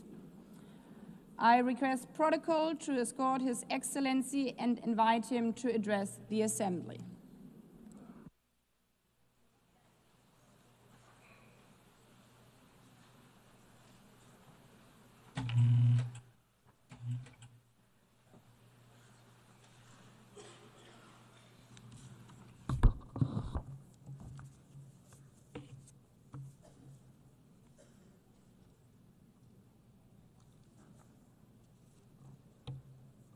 Madam President, Excellencies, the condition of today's world is more complicated, more dangerous than ever, more uneven in its human development, more integrated, yet more disparate and desperate. At the same time, much progress and advancements have been made by humanity, and there's an enduring hopefulness amidst despair, a persistent sense that a better tomorrow is possible, even as catastrophes loom and dangers lurk. Your Excellencies, big power rivalries interlaced with personal vainglories and hubris are gravely unsettling the world, to the advantage of not one single nation state. Civilized discourse, tempered with patience and calm, has given way to a bellicosity of language shouted across continents and oceans, designed presumably to satisfy nativist longings in the breasts of those who think that, despite their good fortune, relatively, they have been grievously wronged by some dark and hidden forces. Can none of these persons pause and reflect upon the question posed and answered by all the world's great religions, but in particular through the words of the Hebrew prophet Micah? What does the Lord require of us? To do justly, to love mercy, and to walk humbly with our God. The intractable problems facing humanity cannot be solved by any one nation unilaterally. A mature multilateralism is required to address satisfactorily rampaging climate change in the age of the Anthropocene, to resolve the threats posed by nuclear weapons and their further spread, to pursue peaceful coexistence rather than conflict, terrorism, and war, to reform the system of financing for development, inclusive of a just climate financing, to tackle successfully the growing challenges of artificial intelligence, to achieve the 17 Sustainable Development Goals by 2030, be guided by the Global Digital Compact and the Pact for the Future, and to reshape global governance more inclusively. It is thus of the highest importance for this august body, the United Nations, and the overwhelming majority of nation states within it, to continue our efforts to persuade the powerful to act equitably, honorably, and multilaterally, to tackle efficaciously the extant and looming challenges facing the global community. Oftentimes, it is frustrating and disheartening to those of us who are committed to this necessary and desirable path of mature multilateralism, because our Herculean efforts seemingly deliver correspondingly negligible results. Nevertheless, we cannot give up. We cannot afford to get weary. We have no choice but to persist in this ever more urgent multilateral solidarity and cooperation as we pursue the political and economic spaces to make this world a better place for all humanity. Your Excellencies, St. Vincent and the Grenadines, like all countries globally, have been shaped by our history and geography, our nature and neighbors, our extant circumstances, and our dreams for a better future. For example, we carry the benefits and the burdens of our geographic location, near to the greatest economic, military, scientific, and culturally dominant power the world has ever seen. St. Vincent and the Grenadines is where it is. It cannot be lifted up and taken to Vladivostok or the mouth of the Amur River. Yet, as a free and independent people, we have the right to pursue peacefully and securely our quest for shared prosperity without domination, interference, or intervention from any of our neighbors or from any power that comes from afar. Today, as I speak, my government and my people have another challenge from the nefarious activities of the agents of a rising or risen hegemon from another hemisphere, and from some greedy, unprincipled, non-state operators in Europe, acting in concert, seeking to pollute and interfere in our democracy, our free and fair elections, which are scheduled to be held later this year. Their conduct is unacceptable and hugely injurious to our people. Your Excellencies, the raging genocide and neocolonial oppression being committed against the Palestinian people in Gaza and the West Bank before our very eyes on global television and are continuing affronts to the elemental rights of the Palestinians, to civilized conduct, and to international law. How can one state, a member of this august body, act with such impunity against defenseless men, women, and children? Surely, the hottest part of hell is reserved for those perpetrators of genocide and those who are complicit in it. Over 200 years ago, the British committed large-scale genocide against the indigenous people of my country. And we are still suffering, enduring the historical legacies of underdevelopment therefrom.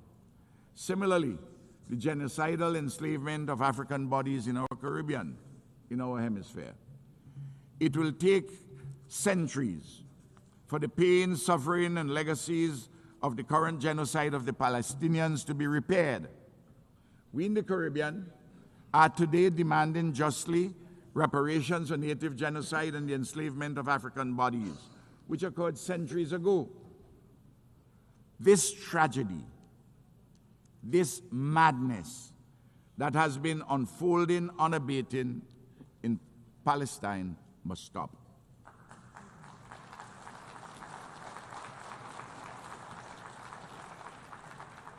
Israel's recent expansion of this war against the Palestinian nation in the state of Qatar is unacceptable. We stand in solidarity with Qatar.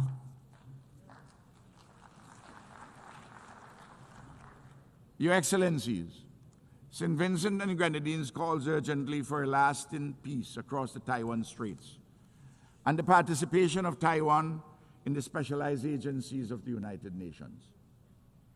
It is a continuing absurdity that this country of 23 million people, a functioning democracy with a settled yearning for self-determination, a legitimate institutional expression of the Chinese civilization, with first world living standards, a land of peace and ingenuity, cannot be properly accommodated in the global bodies concerned with health, climate change, civil aviation, policing, and so forth. Similarly, it is long overdue that the fractured relationship between the United States of America and Cuba be made whole in mutual respect, in accordance with international law and consistent with the interests of both neighbors for peace, security, and shared prosperity. St. Vincent and the Grenadines implores the great American nation, and it is a great nation, to listen and act upon the near unanimous advice of this General Assembly, which has repeatedly called for an end to the oppressive, unlawful embargo against Cuba.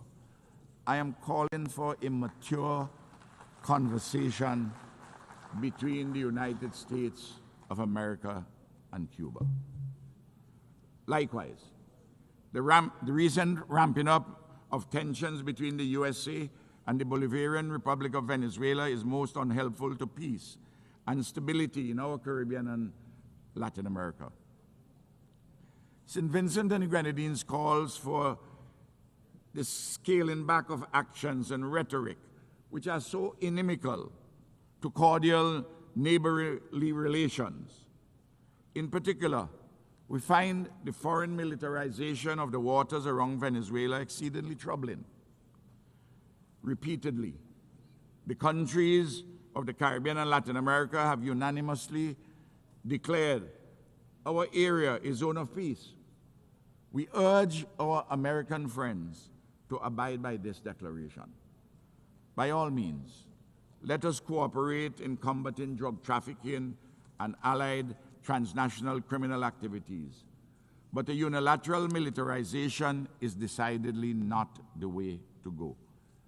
Also, again, I'm imploring my American and Venezuelan friends to sit down maturely and talk through these problems so that we can have a resolution.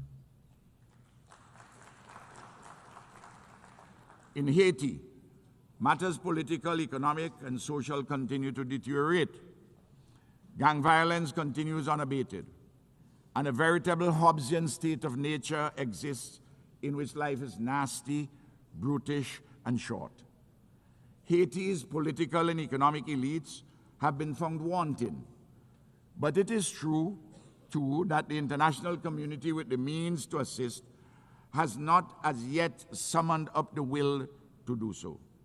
A solution is required in accord with the Haitian people's deepest longings for peace, security, and a normal civilized life and living. The UN Security Council, with CARICOM's full support, is seized of this matter, but an insufficiency of resources and will have attended it. So too, the pain and suffering in South Sudan demand immediate relief and more.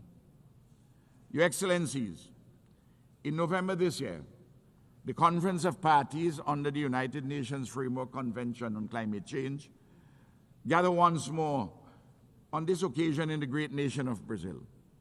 The issue of climate change is urgent and existential.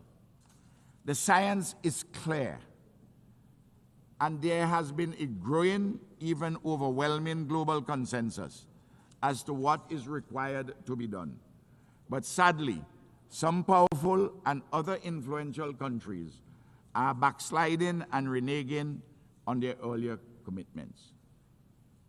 Excellencies, just over a year ago, on July the 1st, 2024, a Category 4 Hurricane Beryl devastated my country.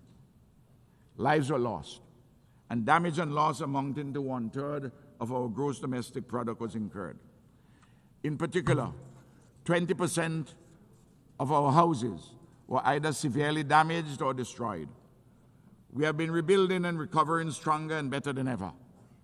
We thank our regional and international partners, including worthy non-governmental entities, for their solidarity, without which our tasks of reconstruction would have been even more onerous. We thank, too, our diaspora. But to tell the truth, we have had to rely mainly on our own efforts at home. There's much, much more left to be done. And I again plead for the enhanced support of our friends, our allies, and Good Samaritans. Our people's resilience, creativity, and disciplined endeavors have been a marvel to behold. This is a testimony to our people's genius and the coming to the fore of our people's hidden rationalities, their hitherto submerged resources and abilities, a renaissance of their spirit, and the reaffirmation of the idea of St. Vincent and the Grenadines.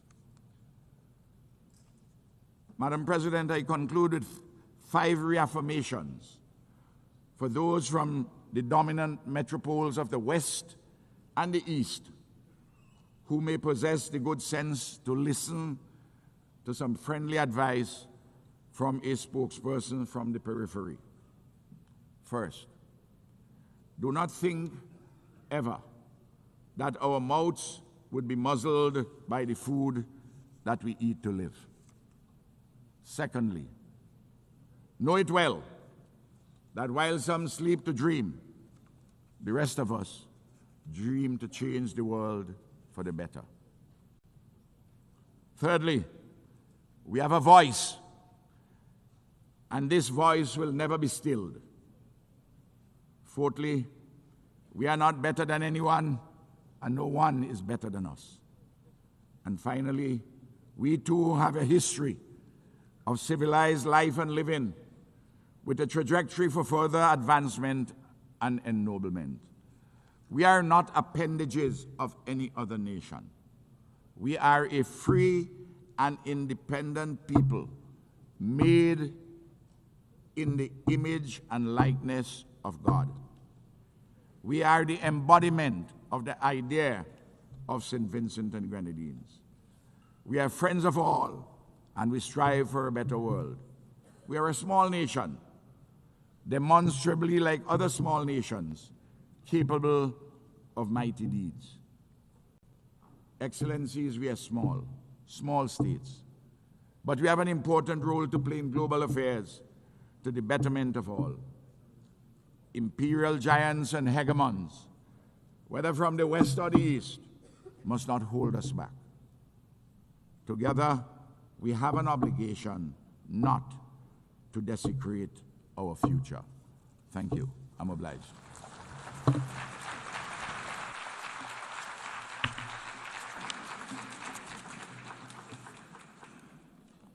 On behalf of the Assembly, I wish to thank the Prime Minister and Minister for National Security, Legal Affairs and Information of St. Vincent and the Grenadines.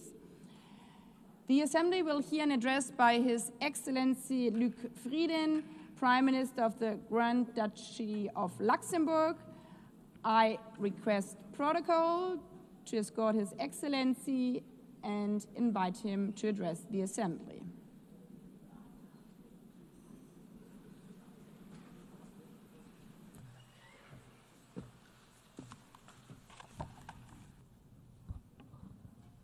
Madam President, Secretary General, the Second World War was the deadliest conflict in history.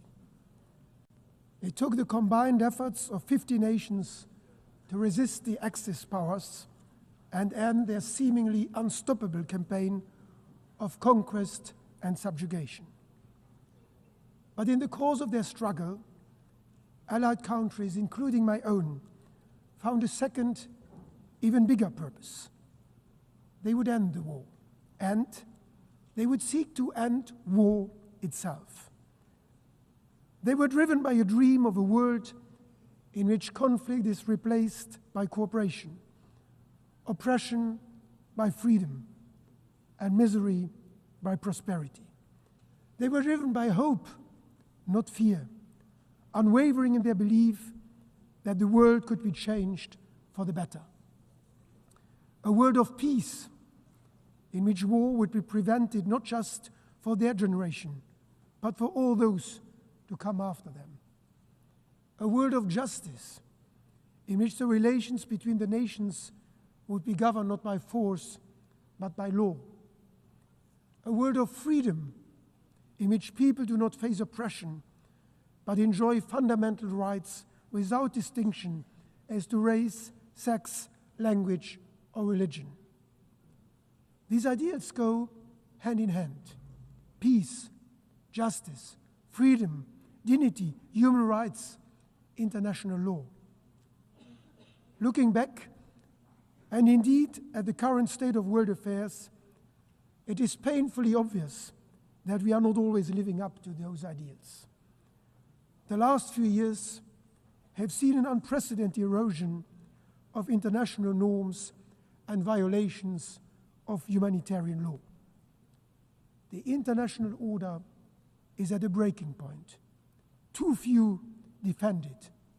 Too many have lost faith in it. For Luxembourg, the United Nations still represents the highest of mankind's ambitions. As much as the United Nations represents these ideals, it represents a different method, a paradigm shift in the way countries deal with each other and their common challenges. Words, not weapons. Diplomacy, not warfare. Solidarity, not confrontation. The establishment of the United Nations 8 years ago was not the end of the journey to peace. It was the beginning. That journey must be made anew every single day. One that Luxembourg will always be ready to pursue. That journey of dialogue and cooperation, together with all others willing to work for peace.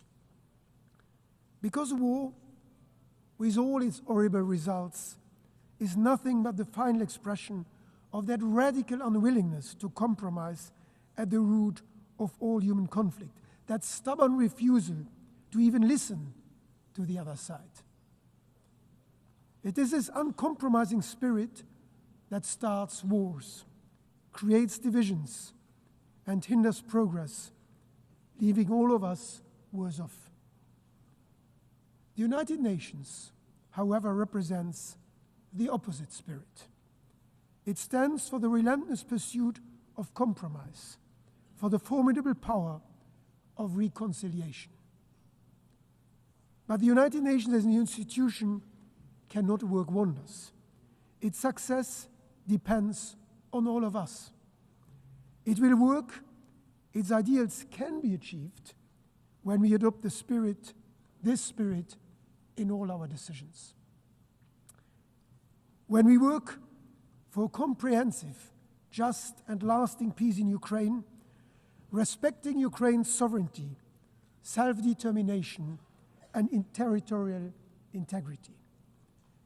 When we work for an immediate ceasefire and full humanitarian access in Gaza, as well as at the same time for the immediate release of all hostages. When we work for the implementation of the two-state solution, with the State of Israel and the State of Palestine living side by side in peace and security. To maintain that objective, this week Luxembourg formally recognized the State of Palestine.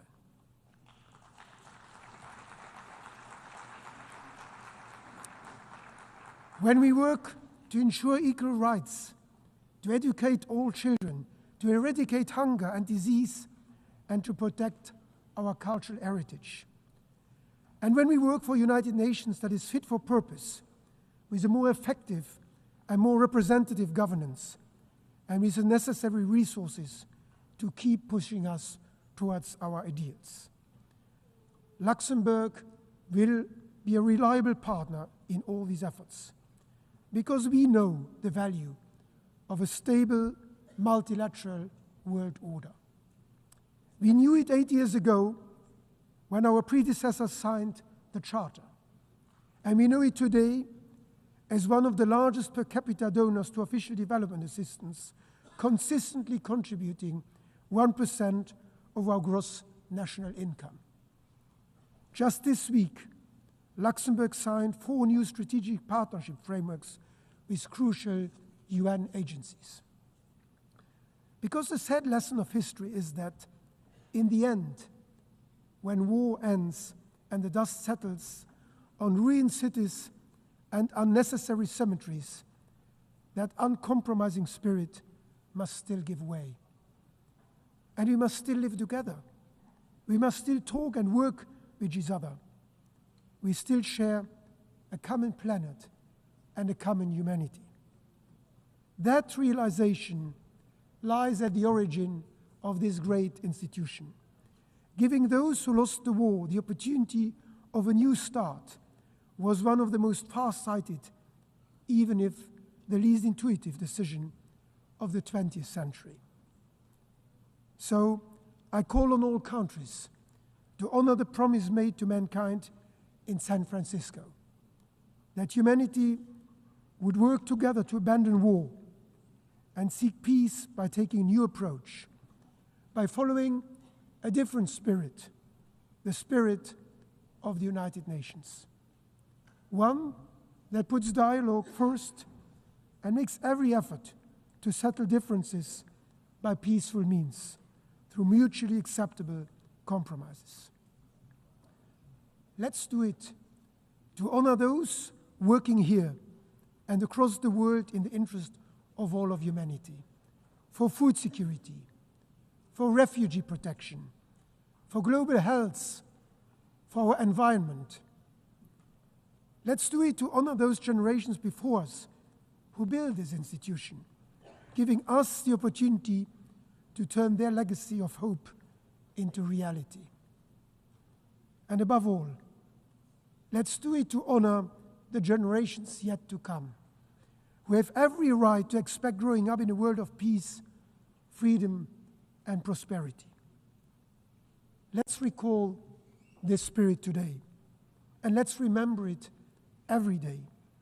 Every day is a new opportunity to match our words with action, because ultimately, history will judge us by what we do.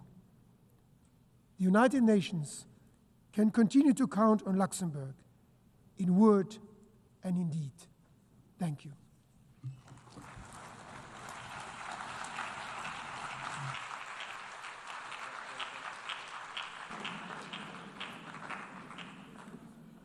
On behalf of the Assembly, I wish to thank the Prime Minister of Grand Duchy of Luxembourg.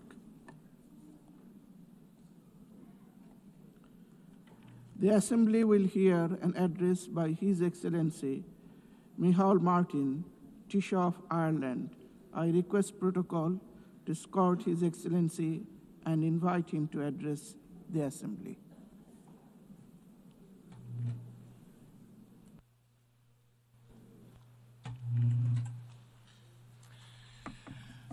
President of the General Assembly, distinguished heads of state and government, Secretary General, Excellencies, friends. It is important to remember what brings us together every year. 80 years ago, the world was emerging from the most savage conflict in our history. 80 million people lay dead. A deliberate industrial-scale genocide aimed at obliterating Europe's Jewish population saw 6 million people murdered, a monstrous crime that remains unsurpassed in human history. People were targeted for death because of their ethnic identity, their sexual orientation, their disability. Cities were laid waste, throttled by siege, firebombed into oblivion, or pulverized by the first and only use of atomic weapons in war. Humanity had descended into the abyss. This United Nations was the phoenix that rose from that darkness, the highest expression of our commitment to unite our strength to maintain international peace and security. It was the best attempt by those who had seen the worst of humanity to offer a different path to future generations. Dag Hammarskjöld, UN Secretary General in the 1950s, captured the reality of that vision best when he stated, "The United Nations was not created to take mankind to heaven, but to save humanity from hell."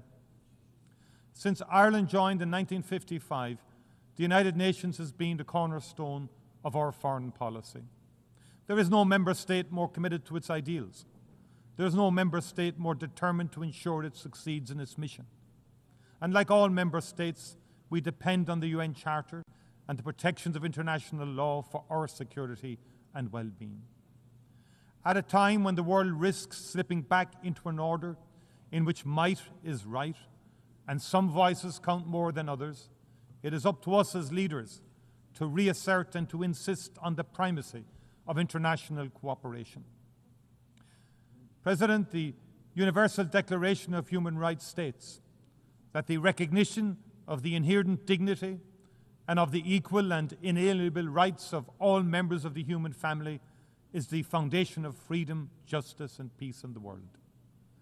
I am deeply concerned by the constant pushback on human rights norms that has accelerated in recent years, against women's rights and gender equality, against LGBTQ+ rights.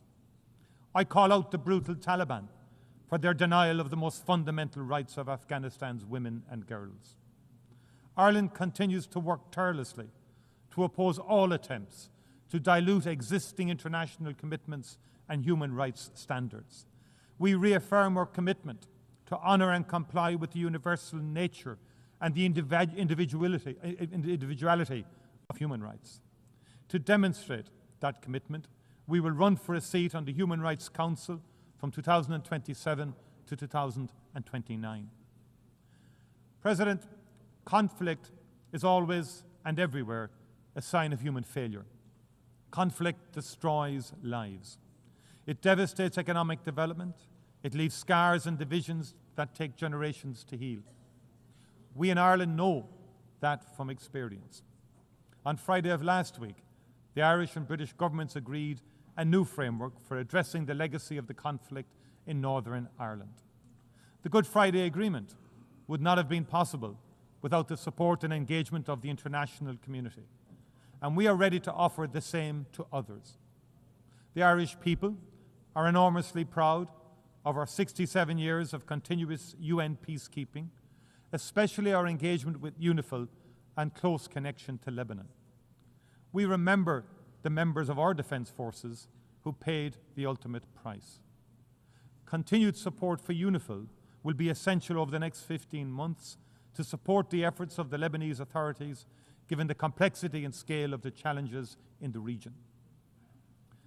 President, in Sudan, a grave humanitarian catastrophe is unfolding. It is more than 2 years since war broke out, and it has unleashed the most unimaginable human suffering on the civilian population. More than 150,000 people are already dead, 12 million people displaced, vicious sexual violence against women and children, famine declared throughout the country. The world has failed Sudan. To our collective shame, we have not given this most destructive of wars the same focus and attention as conflict in other parts of the world. But a child in Sudan has the same value, the same right to life and a peaceful childhood as a child born anywhere else in the world. The conflict in Sudan is a human catastrophe that risks wider stability in the region. It must be stopped. And Ireland fully supports the work of the Secretary-General's personal envoy for Sudan, Madame Ramtane Lama Madama, to achieve a negotiated ceasefire, an immediate humanitarian response, and a durable peace. The perpetrators of war crimes in Sudan must be held to account. The jurisdiction of the International Criminal Court should be extended to all of Sudan. 80 years ago, Europe had more reason than most to say never again. Yet today, brutal and bloody war has returned to European soil. In February 2022, Russia, a founding member of the United Nations and a permanent member of its Security Council, launched a full-scale illegal invasion of Ukraine in defiance of international law, in defiance of the UN Charter. It has prosecuted the war with a willful and reckless indifference to its human consequences. Tens of thousands of Ukrainians have been killed and maimed. Millions have been forced to flee their homeland. Millions more internally displaced. Russia has deliberately and cynically targeted civilians and civilian infrastructure. It has caused immense environmental devastation. Cities such as Mariupol, Kharkiv, and Bakhmut have been bombed to rubble. Prisoners have been mistreated, children abducted. President Putin has thumbed his nose at every attempt to bring about a ceasefire and negotiations, including those led by President Trump. There are no signs whatsoever that he is ready for peace. He has refused to meet President Zelensky. He has again intensified Russia's attacks on civilians and civilian infrastructure in Ukraine. He has sought to test the resolve of Ukraine's neighbours, sending drones into Polish and Romanian airspace. He should know that it will not work. He should appreciate how strong the people of Ukraine are and how unbreakable their resolve to defend their country and its independence. And those of us proud to be part of the coalition of the willing in support of Ukraine will stand with them, shoulder to shoulder, for as long as it takes. If Russia chooses not to come to the table, the world must increase economic and political pressure on it until it does. With our European Union and international partners, we will strengthen and tighten our sanctions. And we will also work to increase support for Ukraine. We will put in place the security guarantees that Ukraine needs to underpin any future peace agreement.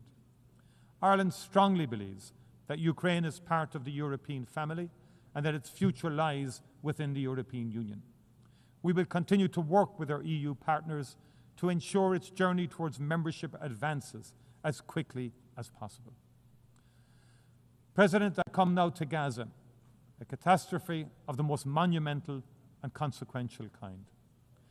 It is not possible to describe the scale of the physical and psychological suffering endured by the Palestinian people for 2 long and brutal years. Ireland stands in full solidarity with them.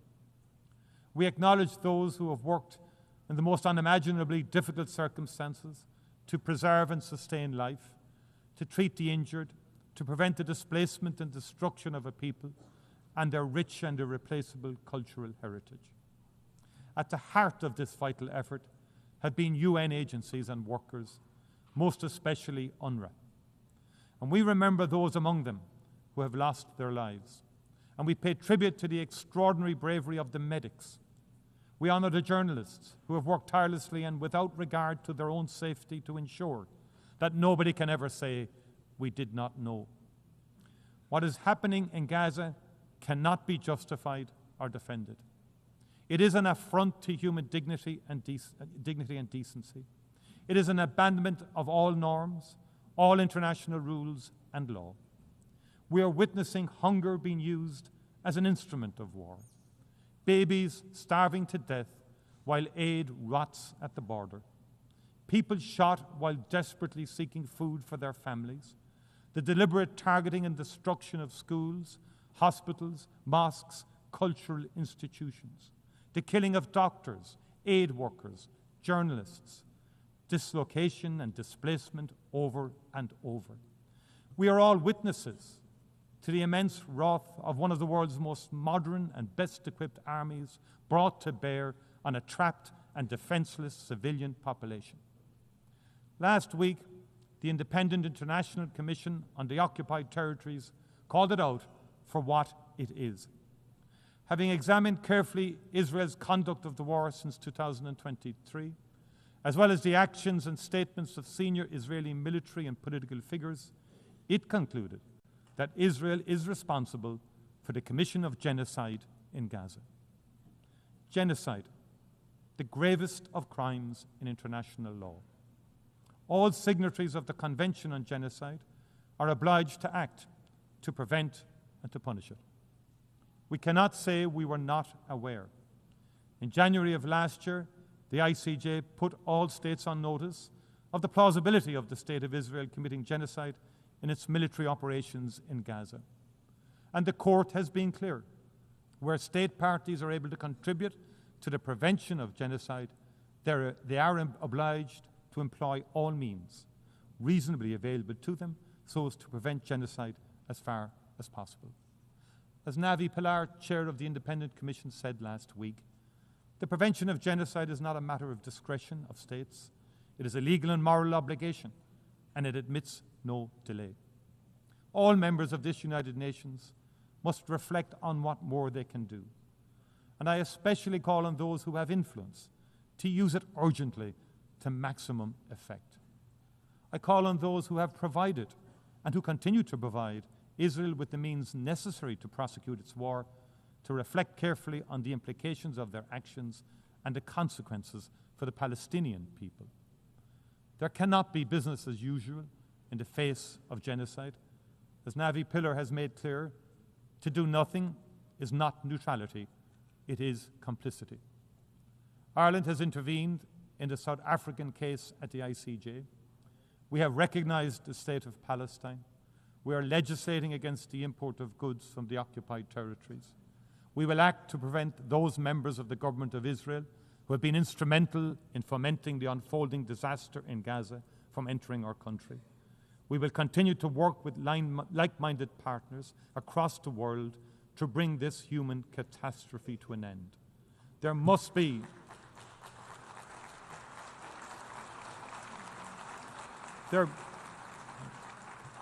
There must be an immediate ceasefire, the release of all remaining hostages, and unimpeded access for humanitarian and aid workers to Gaza.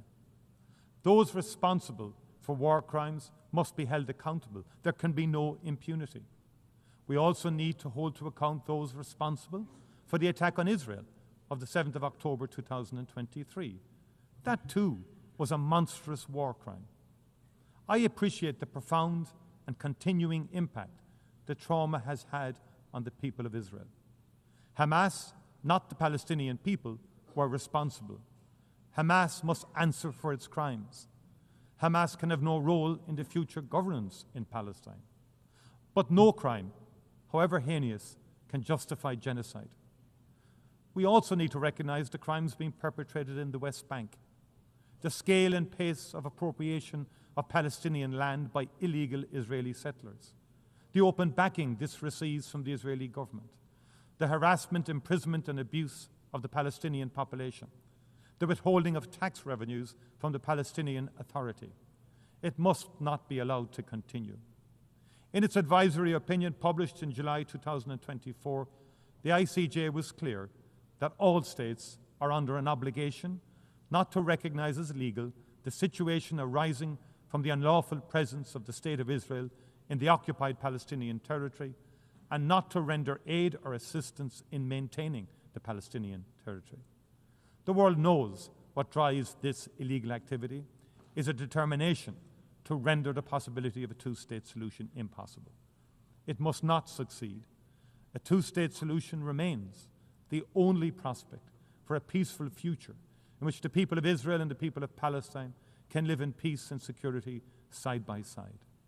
I welcome the decision to recognize the state of Palestine taken by France, Belgium, Luxembourg, the United Kingdom, Canada, Australia, and others. I commend France and Saudi Arabia for the leadership they are providing in working towards a political process that can deliver a just, lasting peace and security in the region. They have my full support. President, as it marks its 80th anniversary, the United Nations has never been more necessary. Today's challenges are ever more complex and ever more interconnected. They cannot be solved by any country or region acting alone. The threat to the future of our planet and the wonder of its biodiversity, the need for development, leaving nobody behind, the health and well-being of our people, the protection of our shared cultural heritage in all its magnificent diversity, the stability of our economies and our ability to trade fairly, the immense opportunity of the digital revolution, but also the potential consequences for our shared humanity. The United Nations is not perfect, and it needs to reform to reflect a very different world. I pay warm tribute to the role that Antonio Guterres has played as Secretary General during his term in office in that regard. The UN continues to represent the best of humanity. If it falters, it is not because it is no longer relevant, it is because we as leaders have let it down. Let this be remembered as a time when we reaffirmed our commitment to multilateralism, to the rule of law, to a reformed United Nations fit for purpose and for the future.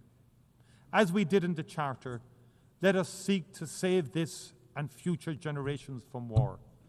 Let us reaffirm our faith in fundamental human rights, the dignity and worth of each human person. Let us work to establish conditions in which justice and respect for international law can be maintained. And as we pledged in the Charter, let us never cease to promote social progress and better standards of life for all in ever larger freedom.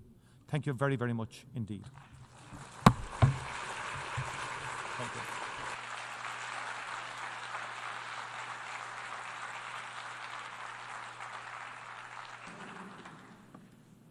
On behalf of the Assembly, I wish to thank the Taoiseach of Ireland.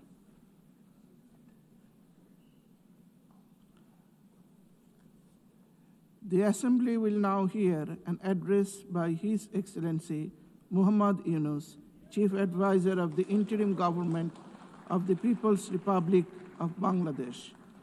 I request protocol to please escort His Excellency and invite him to address the Assembly.